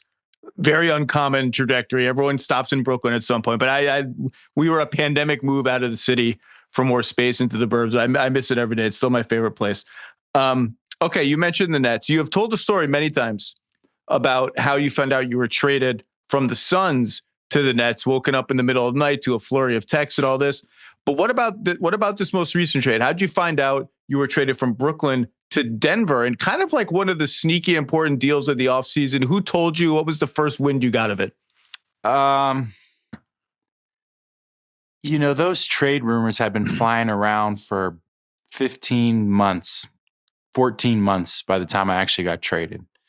So every time my phone rang and my agents called, there was that little voice in the back of my head that was like, okay, this could be the time. This could be the time for over a year. So fast forward to the summer after the season, you just being around the league, you understand how the business works, how movement works. And I feel like the longer you're in those trade talks, it kind of just means the more likely it is to come true sooner than later. So around the draft time, I catch wind that a couple teams are sniffing around. Maybe 4 teams are sniffing around a little heavier. Nothing went through on draft night, but still at the same time, things were heating up. So my antennas were a little tuned. I got a phone call late June in the morning. I had just finished working out. I was moving on to the next part of my day, and my agent called, and right off the bat, immediately I could tell by the tone of his voice that this one was pretty serious. And he kind of just blurted out, there's a deal on the table, sending you to Denver. It seems pretty real. He gets that out. He's like, okay, that's Sean Marks calling me right now. I'm going to take this call. He called me back 30 seconds later, and he's like, all right, it's pretty much a done deal from there. And then Sean called me a couple of minutes later, and that was that. Continue on with your day, wait for correspondence from the Denver people, and start that transition. So you learned like the proper old school way, like you didn't learn on Twitter. You got word from your agent and you got word from the GM trading you before it was public? Yes, and I believe it was intentional on Brooklyn's behalf, and it was really appreciated for me. Obviously, it was completely opposite the first time. It was Twitter notifications, and I'm not a Twitter guy. So it was my little brother and my dad calling me with Twitter updates, and then trying to find out from there. But yeah, this time they told me straight up early, and it was 30, 45 minutes before the news came out. Wow, that's like like a week in modern time. Exactly. And so then it was like and it moves fast, right? Because then I'm having conversations with my family. It might have been my mom or my older brother. Somebody didn't catch wind of it until maybe an hour or two later, or somebody was out and about at the time, and they didn't know until they got back to my house. So yeah, it was a decent feeling to kind of be early on the news. Who's the first Denver phone call to you? Is it their front office? Is it David Adelman? Who's the first call? Yeah, it was front office guys. It was, Ben Tenzer, John Wallace, those guys that had taken over in the front office. And then quickly you kind of pivot to training staff, getting in for physicals and that sort of thing. And when they talked about what they saw as the vision, why you, what you would bring to the starting five, which was like the most established starting five, maybe in the entire NBA. What kind of stuff did they talk about? Yeah, and I'm not going to gloss over that because in the whole trade saga, it always felt like that starting five was so established. You know what I mean? So it was like, I never really thought Denver was that true of a possibility just because of exactly what you said. But it's simple. We got guys with a lot of talent across the board, especially in our starting five. And even in our reserve group. So basically for me, just come in, make shots, space the floor, kind of be a secondary creator, and then, be all about that team defense kind of mob mentality that we have and that we're growing. The secondary creator thing is the thing everyone immediately zoomed in on as, well, if they see a difference between Michael Porter Jr., who I thought, frankly, and I've said this before on my show, I thought people kind of rushed him out of Denver and moved on to how excited they were for you. And it's great that they're excited for you, but it almost felt underappreciated how rare he is as a scorer. 6'10", can shoot over anybody, can get rebounds and all that stuff. But what you brought was secondary creator, attack closeouts, run pick and roll occasionally, catch coming off pin downs. So they talked to you about that specific stuff. Like that's something they could use, just another guy to keep the ball moving, keep the blender going. Absolutely. You spot on. Do you feel like that has like come to fruition? You slow start. Obviously, there was a lot of like, wait, where's Cam Johnson? What's going on? You had a shoulder issue. You're up to 40% on threes all of a sudden, quietly, 11 points a game. I think it's been like 3-4 weeks, and you've looked like the player that they envisioned. But do you feel like you're starting to find it kind of fit that role? Yeah, I think there's still just a ton of space to grow in the system. And I'll be honest, the way we play is a lot different than a lot of the situations I've been in before. And the vast majority of that is that there's really nobody like the Joker out there. And so I think what we're seeing is we score the ball really, really well. So those offensive issues that I'm having personally, I like, for me, you cannot let that get in the way of a team whose offense is number one. So for me, it's that continue to build game by game, continue to just feel comfortable in the space while the team is still our best offensive self, and then bringing that defense along with it. So I don't think I've shown exactly what I've been brought here to show, and that's completely on me. But that does not mean that the work behind the scenes is not going in every day to get there. is it? It would be human nature for me. I'm not you. Is it human nature for you to like check Brooklyn box scores and be like, okay, well, Mike is kind of balling out over there, or have you just left that behind and like you do you in Denver? Well, it's human nature in the fact that those are also, guys that I spent a lot of time with. Mike is not the only guy on that roster. The rest of those guys that I put in a lot of hours with and the coaching staff.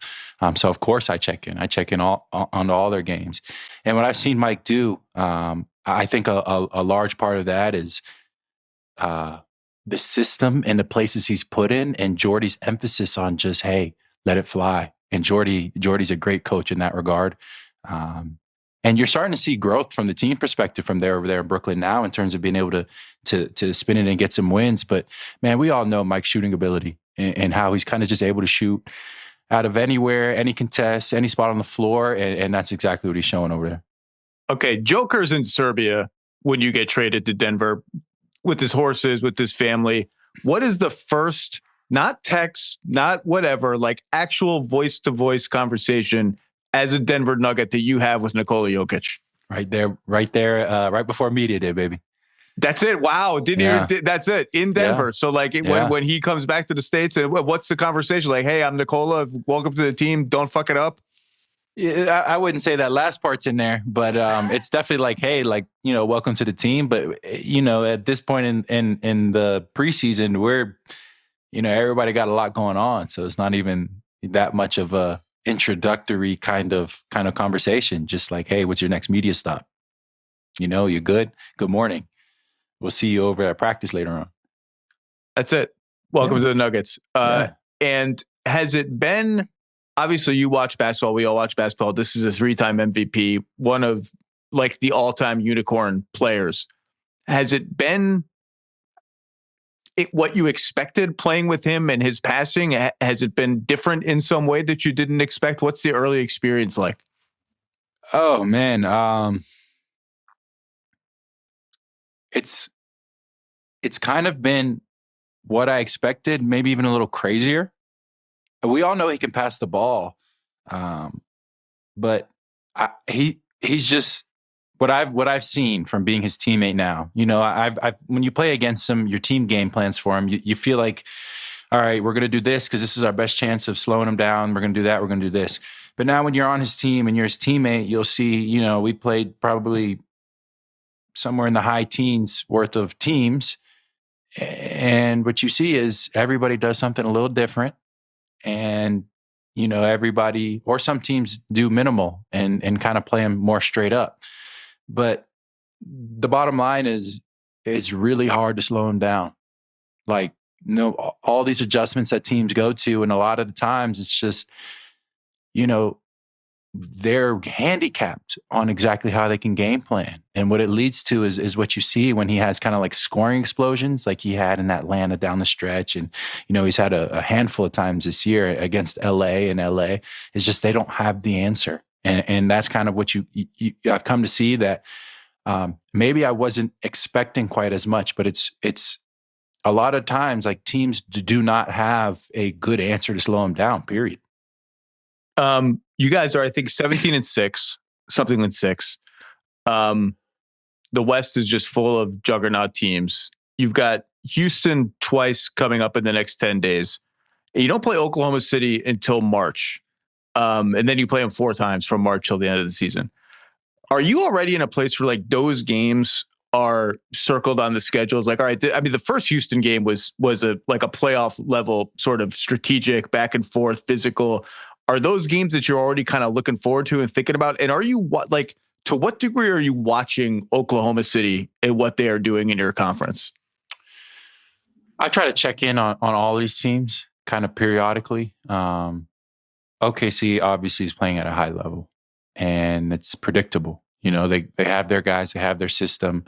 Any fall off would kind of be self-induced from that level. But I think what's made them so successful over the past couple of years in terms of being able to build so consistently is they seem on the outside looking in to have like an unselfish approach to winning. And that's the bottom line. That's what they care about. Obviously, we know Houston has a ton of talent, but for us, we want to win every game. We want to win every game. But our goals are, in the end, more important than and bigger than how our team is playing at this very, very moment. And so right now we have a couple guys out. We're working on our flow. We're working on our defense, our intensity, and those things that will help us win games, closing games in the fourth quarter. And I think the better we get that, the more prepared we'll be down the stretch. And so I think the goal of our season is to just hone in on these things, kind of control what we can control. Because I think what we've shown now is we can beat teams, and we can beat them by scoring. We can beat them through pace. There's a lot of different ways. But the more ways that we can uncover, maybe, figuring out those games where the offense is a little tougher and we're winning games with stops down the stretch, maybe having different guys step up and close games. The more we can kind of uncover, dig up, accumulate those things, the better off we'll be as the season starts to get tighter and tighter and tighter, which we all know it will. We all know how tight the West will be come April. And so also to that point, all these games really do matter. And we've seen that in previous years, especially last year as a great example of how one game at the end of the season moves the playoff standings all over the place. So I think our future is really bright, but we're not a finished product yet. Have you caught a Jokic touchdown pass yet? An outlet pass, like a 90-footer, 85-footer? Or have you dropped one? Have you finished one? I've probably dropped a few, but I've definitely finished a few. And it's like, you just know that he's going to throw it.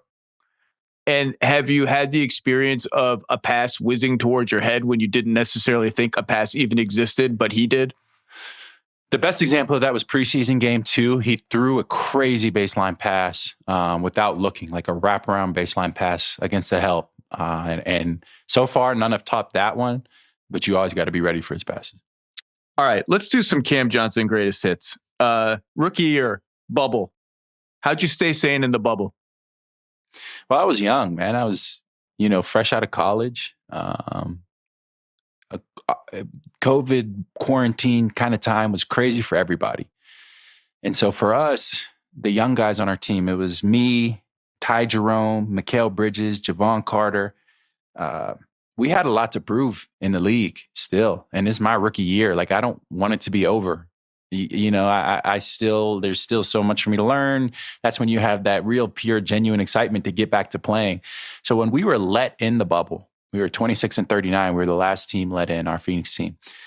We were just excited that we'll be able to be around our guys again. We'll be able to hang out with our people and hoop. It was really hard to do those things before. So when we get to the bubble, it's kind of like you do your best to treat it as like a college trip almost. When we were there's arcade rooms in a hotel that we would go and we'd play NBA Jam. We'd play ping pong. I played probably hundreds of games of ping pong versus coaches. Okay. Who's your team in NBA Jam? Who was I playing with? I think it was me and Ty Jerome on the same team, maybe. And we were playing. What team would you use? Who would you use? I'm telling you, the Pistons. Isaiah Thomas and Lambeer, I think, was a combo that we ended up going with. And sometimes the Hornets. LJ, that's LJ and Kendall Gill, I think that's a good one. This is a long time ago. This is this is my era. I always went Tim Hardaway, Chris Mullin, Warriors, just bombing threes. See, that's a great strategy. We needed some interior presence, so Lambeer is kind of holding it down for us. I think that was our winning combo.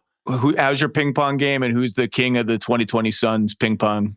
I think I came away with the most wins. All right. Elia Kobo, who's on the team at that time, was a great competitor. One of our coaches, Ricardo Foyce, who's now with the Knicks, we probably played 50, 60 games just between the two of us. I love ping pong, and I love some good competition, so I'll play for hours. What did the bubble was like this galvanizing thing for you guys that obviously carried into the next season when you get Chris Paul and you go to the NBA, you go to the finals. But did you feel like you go 8-0 by the fourth game or third game or fifth game? Do you actually start to feel and talk with your teammates like this is something is actually happening here? This isn't just a fluke. Yeah. So I think we had a great approach as a team. It was tough. There's a lot of ways you could have looked at the bubble, and some teams definitely took it harder than others. And the teams that stood to be there for a long time probably mentally from the jump had it worse. Just, you know, you're going to be isolated from your family or, you know, in this specific environment for multiple months. For us, the way Coach Monty approached it was like, this is an invaluable opportunity to grow a program, period. We're not going to worry about the playoffs. We're not going to worry about the results. We just take care of what we need to take care of on a daily basis and go out and win games. So we beat a fully healthy Dallas team, pretty much fully healthy. We beat a fully healthy Clippers team. And then we got some teams as they were resting guys, sitting guys, you know what I mean? And so as that momentum grew and we were able to stack those wins, it was an energy that we played with that felt contagious and that just felt like it built upon itself. I also think maybe there was a benefit to us playing those 8 games, going 8-0, handling everything that we could possibly handle on our end, and then getting out. You know, it ended on a sweet note, and only a handful of teams left the bubble with the win, and we were one of them. Lakers were one of them, and maybe another team or two that won their last one. But we were the only team that didn't lose there, and it felt like it gave us a lot of momentum going into the next season. Next season, some more greatest hits. I rewatched a couple of like landmark Phoenix 2021 moments. Jay Crowder salsa dancing in LeBron's face and getting ejected from the game. You are next to him and are holding him back as the salsa dance is concluding and he's getting ejected. What do you remember of this landmark 2021 NBA moment? So that first round of the playoffs was crazy. The Lakers wanted us in the first round. We were 2, they were 7. They were like, we're going to get the 7. We're going to find you guys and we're going to beat you guys. I think we started off down 2-1. AD goes down.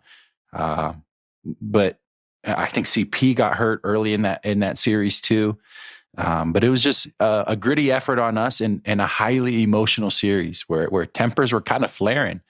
And that salsa dancing moment, like I was trying to, you know, I'm one more so to probably say, you know, maintain our composure, be the bigger person. We win with grace, we lose with grace, we move on, get ready for the next series.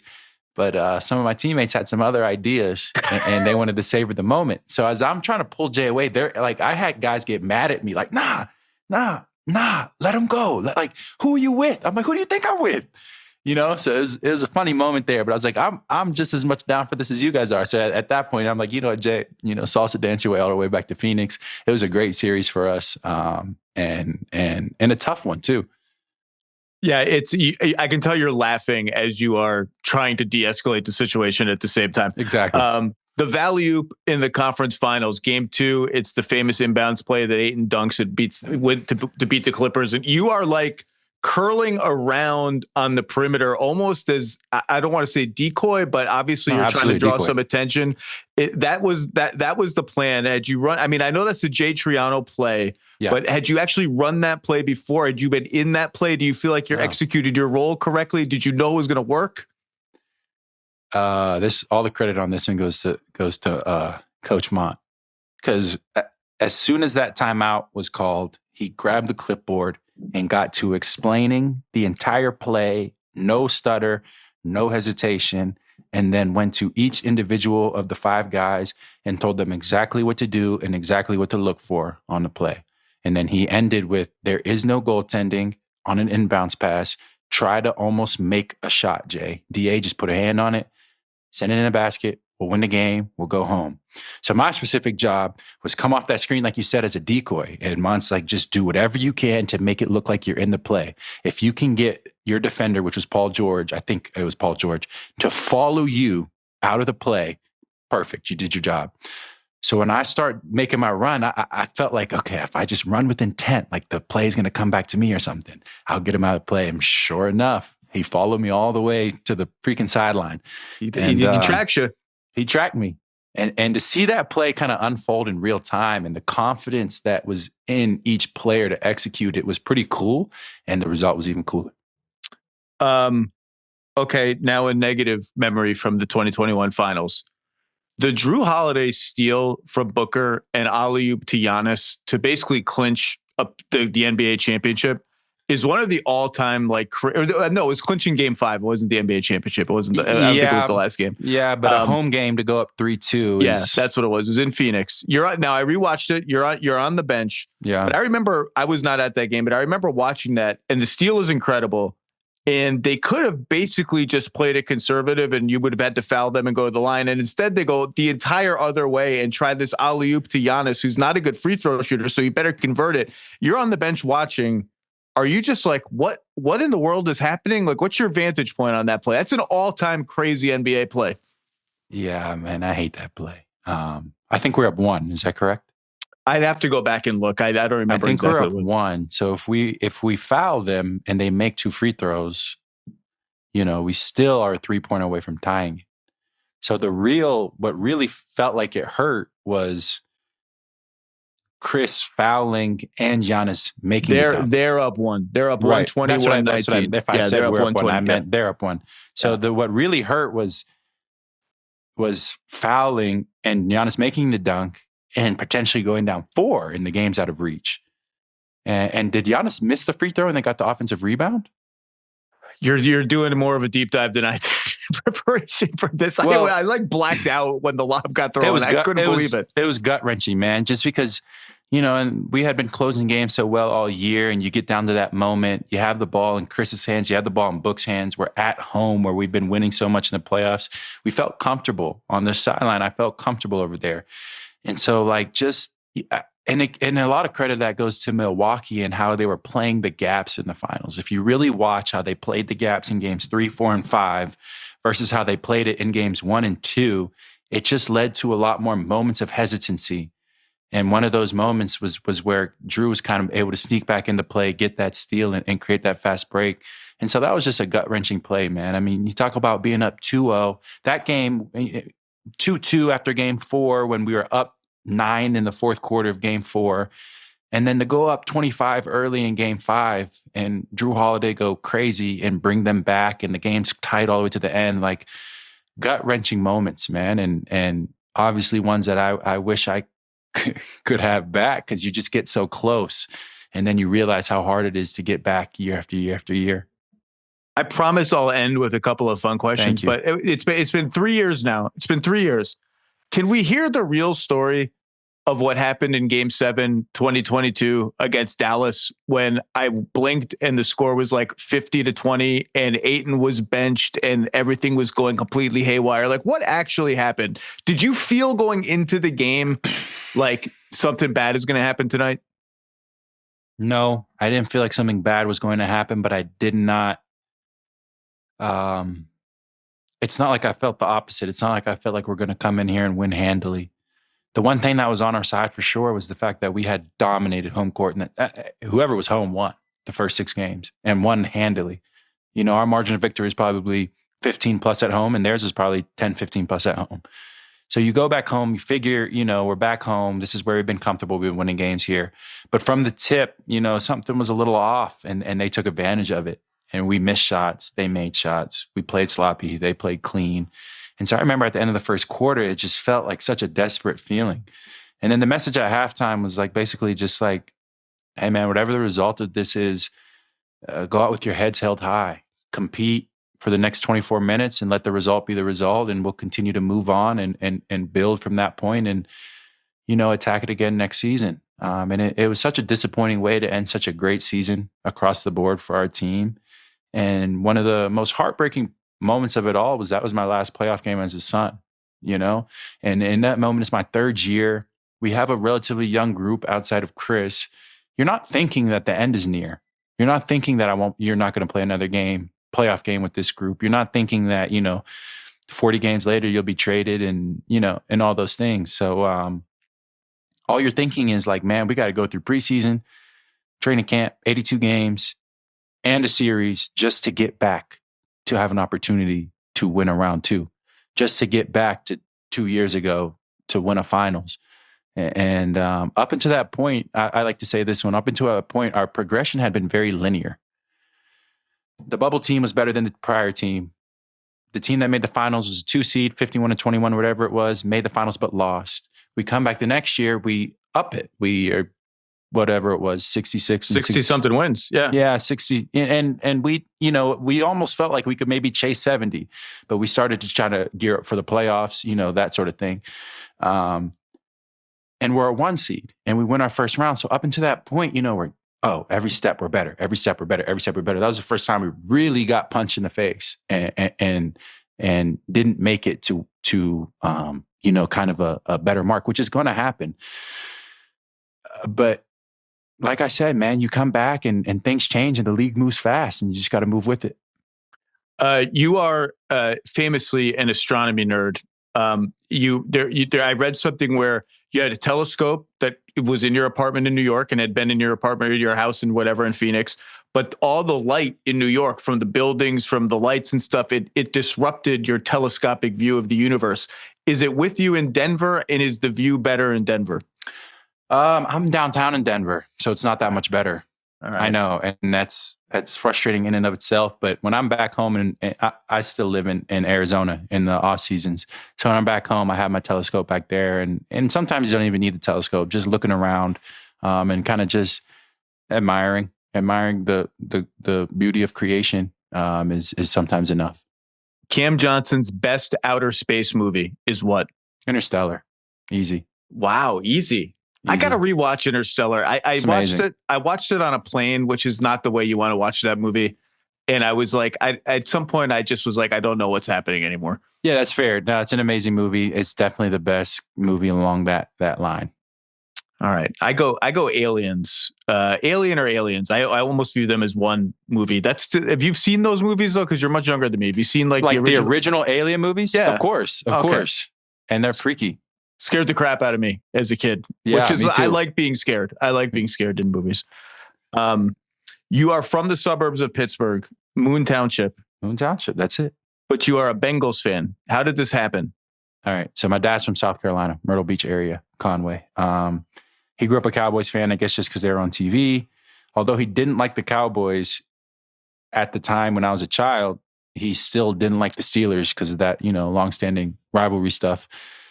He went to Pitt to play basketball, stayed in Pittsburgh, but was never a Steelers fan. He liked Cordell Stewart, who was a quarterback around 2000, 2001. Yep. Cordell got traded, let go, whatever. They started Tommy Maddox afterwards. He didn't like Tommy Maddox at all, so he talked real bad about him. Up until that point, I was probably 5 years old. I was obviously a Steelers fan. I'm from Pittsburgh. My mom's from Pittsburgh. My whole, that whole side of the family's from Pittsburgh. And if you're in Pittsburgh, man, you're a Steelers fan, period. So I went rogue. My dad and all my siblings did too. I have 3 brothers. Nobody's a Steelers fan. My dad just talked bad about him. And you're impressionable. He had influence over our train of thought. And I became a fan free agent, and I started watching around. Obviously, I'm 6'7". I don't really know what's going on. But then something catches my eye. It's a team of black and orange jerseys. I'm like, oh, that's cool. They got tiger stripes on the sleeves. 7-year-olds love that. And then they have one guy who's very outgoing and funny and a great player. And the back of his jersey says C. Johnson. I'm like, that's me. If I ever get to a professional league or play in the NFL or play in the NBA, my jersey will say C. Johnson. So I was like, I asked my parents for that jersey for maybe a year or two, and I finally got one. And from that point on, I had the black one. Then I got an orange one. Oh, nice. And from that point on, I was a diehard Bengals fan, for better and for worse. I missed 2 Super Bowls. For the Steelers, spurred fights and drama that I probably didn't need. And, maybe my football fandom would have been a little bit cozier of an experience had I stayed a Steelers fan. But, once you're a fan of somebody, once you're a fan of a team, it don't go away. Well, as someone trying to brainwash my 10-year-old daughter into being a Mets fan like I am and was for most of my life, I'm glad to hear that parental authority and sway really works. My mom, by the way, grew up in a little town called Bridgeville, Pennsylvania, which is about 20 miles south of, it's about 20 miles south of you. So we would go there 2-3 times a year. I hit the Bridgeville Chuck E. Cheese hard in the late 80s. Oh yeah. That's a classic. See, that's the Chuck E. Cheese we went to as kids too. Same one? There's right off 79. No, it's not. I wouldn't even say it's 20 miles from where I am. It's probably more like 10, and it's all Highway 79. Yeah, my parents hated that Chuck E. Cheese. To a parent, it was just a hell of noise and robots and bad pizza. I think it's shut down now. It can't exist. But no, I love Pittsburgh. Pittsburgh is one of my all-time favorite cities, one of the most underrated cities in America. I wish there was an NBA team there. All right, Cam Johnson, any parting thoughts on the Nuggets? We didn't talk too much Nuggets because it's early. But any parting thoughts on Nuggets on the podcast that everyone knows the podcast? JJ built it up with Tommy, and now you're taking the baton. I think there's a lot of potential. I think if I just look at myself and what I bring to the table, it hasn't been anywhere near my personal expectations, which happens in life sometimes, but, looking forward to getting myself back to the type of play that I'd want to be at. I think our team potential is just really high. And you got a guy like the Joker. The way Jamal's been playing this year has been nuts. Got to be you said it already. Got to be on the All-Star team this year. This has got to be the one. And it's only 20-some games in, but what he's put together is definitely, if there is an All-Star selection now, he'd definitely be on. But you can't ignore the way AG's been playing either. AG's been playing lights out until that hamstring injury. So when he gets back, which, he'll come back soon enough, I think we just have so many weapons across the board, starters and bench. And as we continue to clean things up and get better and better, I think our potential is high. I love it. Cam Johnson, old man in the 3 is you. Young man in the 3 is Tommy. It's all the same pod feed. It's always a great listen. And Tommy's bouncing around to different teams. You're going to tackle a lot of different topics. Congrats on the gig. Congrats on winding up at the Nuggets. Have fun. I will see you. You know when I'll see you? I will see you in Toronto. I'm there over the holidays. You guys are in Toronto. I'll say hello there. Thank you so much, man. All right, that's it for today's Zach Lowe Show. We will be back later this week with another episode. As always, thank you to Mike, Billy, and Jonathan on production. Thank you to Cam Johnson. Thank you to Michael Pina. Thank you to Nick Friedell. Thank you to you guys for listening to and or watching the Zach Lowe Show. Enjoy the hoops. We'll see you soon. Must be 21 or over and present in select states. For Kansas in affiliation with Kansas Star Casino, or 18 and over and present in D.C., Kentucky, or Wyoming. Gambling problem? Call 1-800-GAMBLER or visit rg-help.com. Call 1-888-789-7777 or visit ccpg.org/chat in Connecticut or visit mdgamblinghelp.org in Maryland. Hope is here. Visit gamblinghelplinema.org or call 800-327-5050 for 24/7 support in Massachusetts, or call 1-877-8-HOPE-NY or text HOPE-NY in New York.